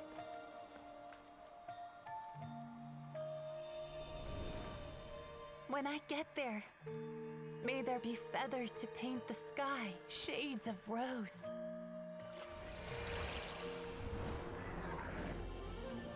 And fields of green to beckon adventurous souls.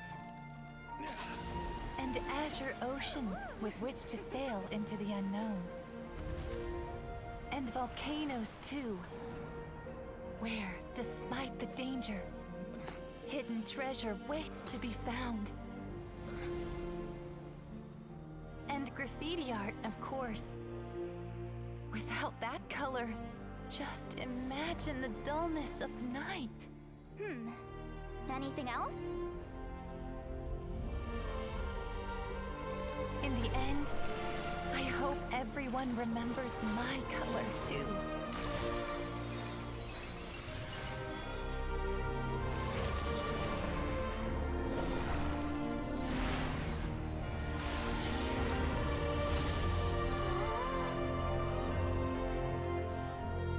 In the end, I hope everyone remembers your color too. All in all, it was just a technique for coloring a scroll.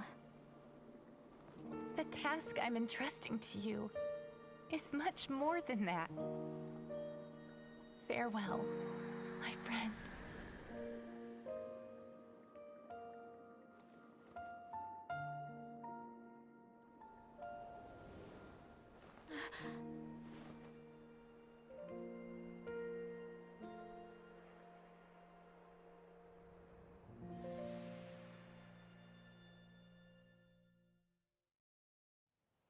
I knew you would understand.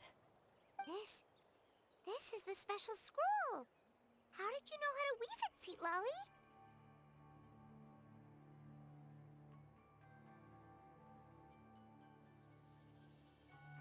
Hold on!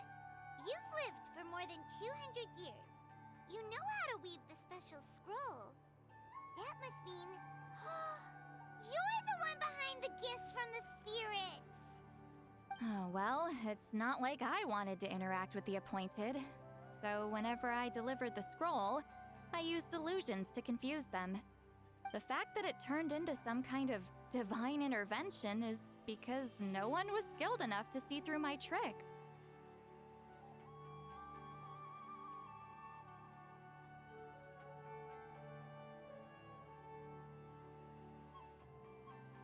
You've carried the duty alone for all these years? Even if you don't like interacting with people, why not teach someone else how to do it? Traveler, you can see the special color, right?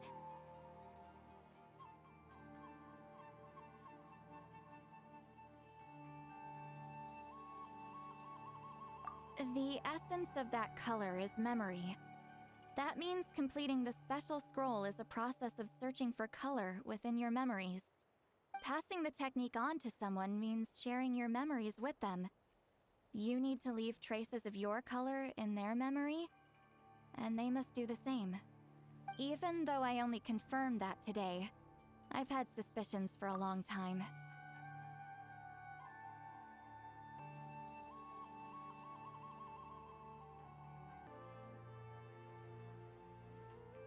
And, well, ever since Sweet Celine died, I haven't wanted to form that kind of connection with people. Oh, yeah. It was her final wish, so I kind of resigned myself to taking on the burden forever. After all, I have all the time in the world.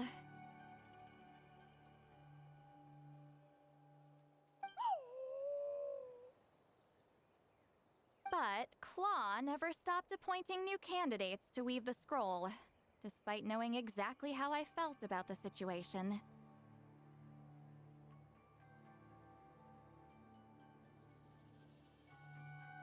I knew exactly what he was doing, And yeah, if I ever did share my memories with someone, I guess that person would be a friend. But it never got to that point. This time, though, you win, Claw. Take this. I guess it's my response to what you told me the other night. What is it? If I had to choose my color, it would be the color of this handkerchief. Countless people exist in my memories, and I know one day that will be my fate too. A memory living on in someone else's head. Since you have a long lifespan, you're the perfect candidate to bear this memory and carry my color in your mind.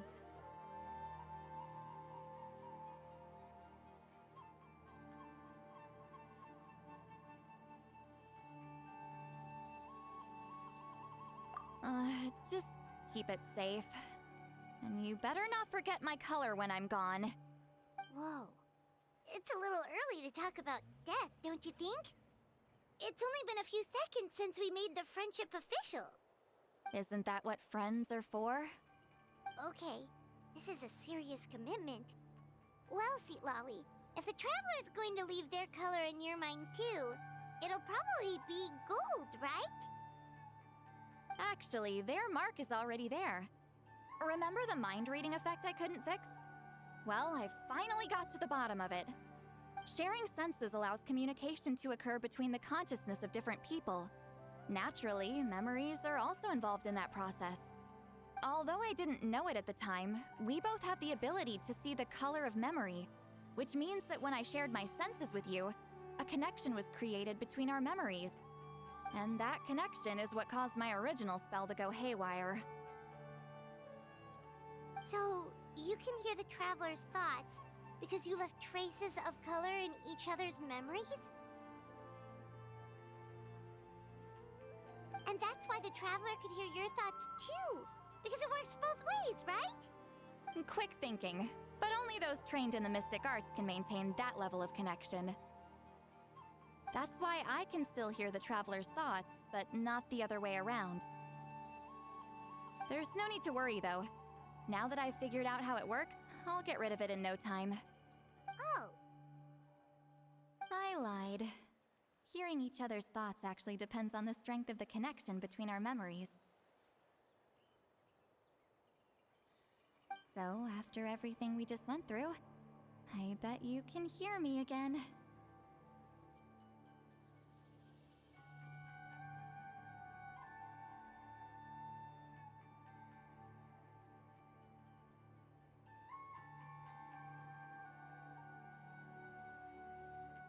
I knew it.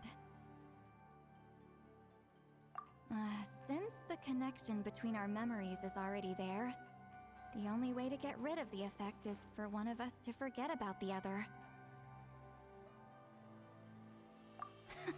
Just messing with you. I'm a legendary shaman of my tribe.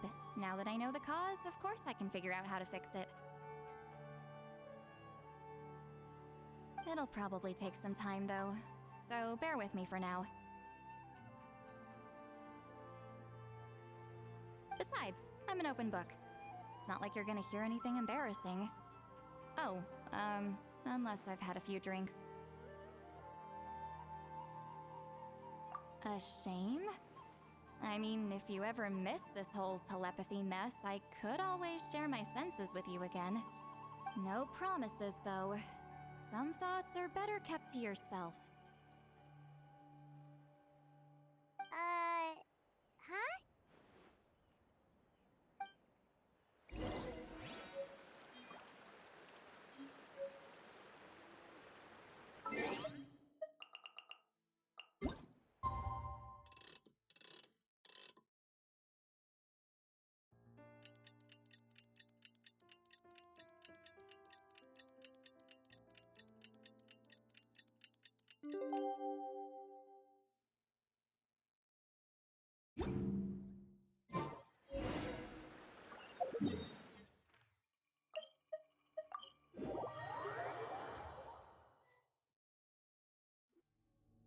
Ah, you did it?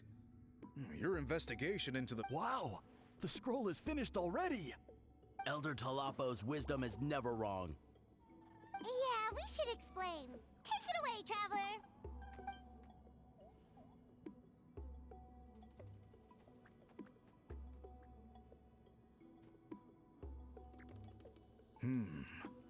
I see. You don't look surprised at all. It makes perfect sense.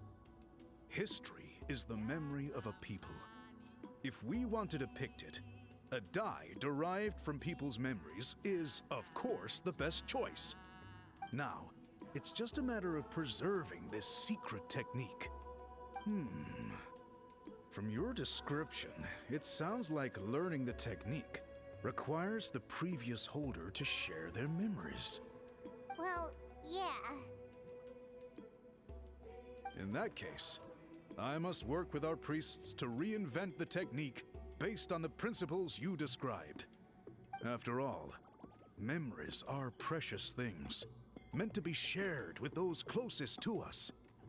I cannot take that choice away from you, Traveler. You completed your task admirably.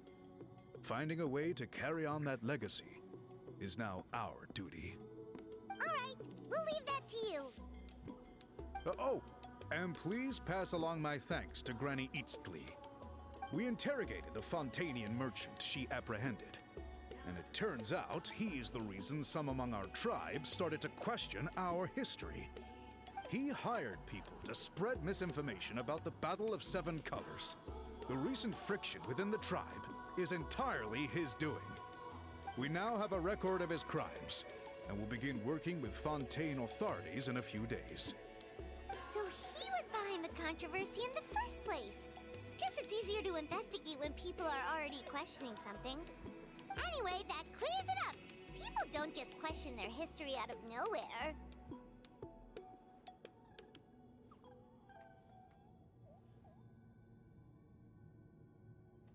Until we meet again.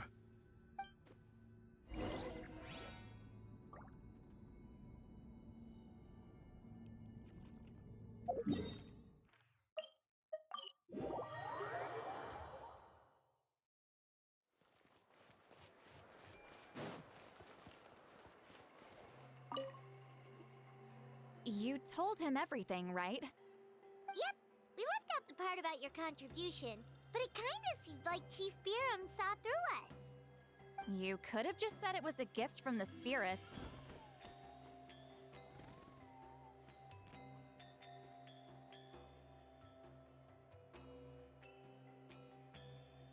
I guess he is different from the previous chiefs. But if he figures out it was me all these years, I'm in for a world of trouble. There you are! I've been looking everywhere for you. Oh, it's the other Fontanian researcher. He wasn't taken away with his boss? Please, call me Allier. After questioning, the tribe absolved me of any serious wrongdoing, so here I am. I'll be heading back to Fontaine soon. No employer means no funding, after all. But I wanted to finish my investigation first. I'd like to ask some questions about Huitziline. I want people outside of Natlan to hear her story, but my understanding still has some holes. Questions? Huh! Why should I let an Outlander tell our stories? Don't misunderstand. I have no intention of twisting your history or using it to make a profit. It's just honest curiosity, I assure you. I believe amazing stories deserve to be shared with the world. Culture thrives through dialogue and exchange.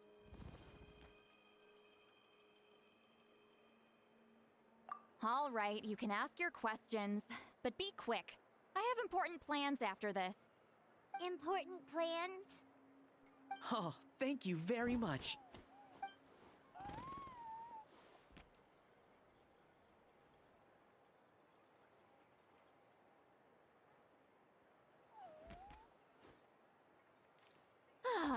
Another day, another drained social battery. Hold on. You owe me a pair of books. Oh, that! When it comes to light novels, your memory is like a steel trap, huh?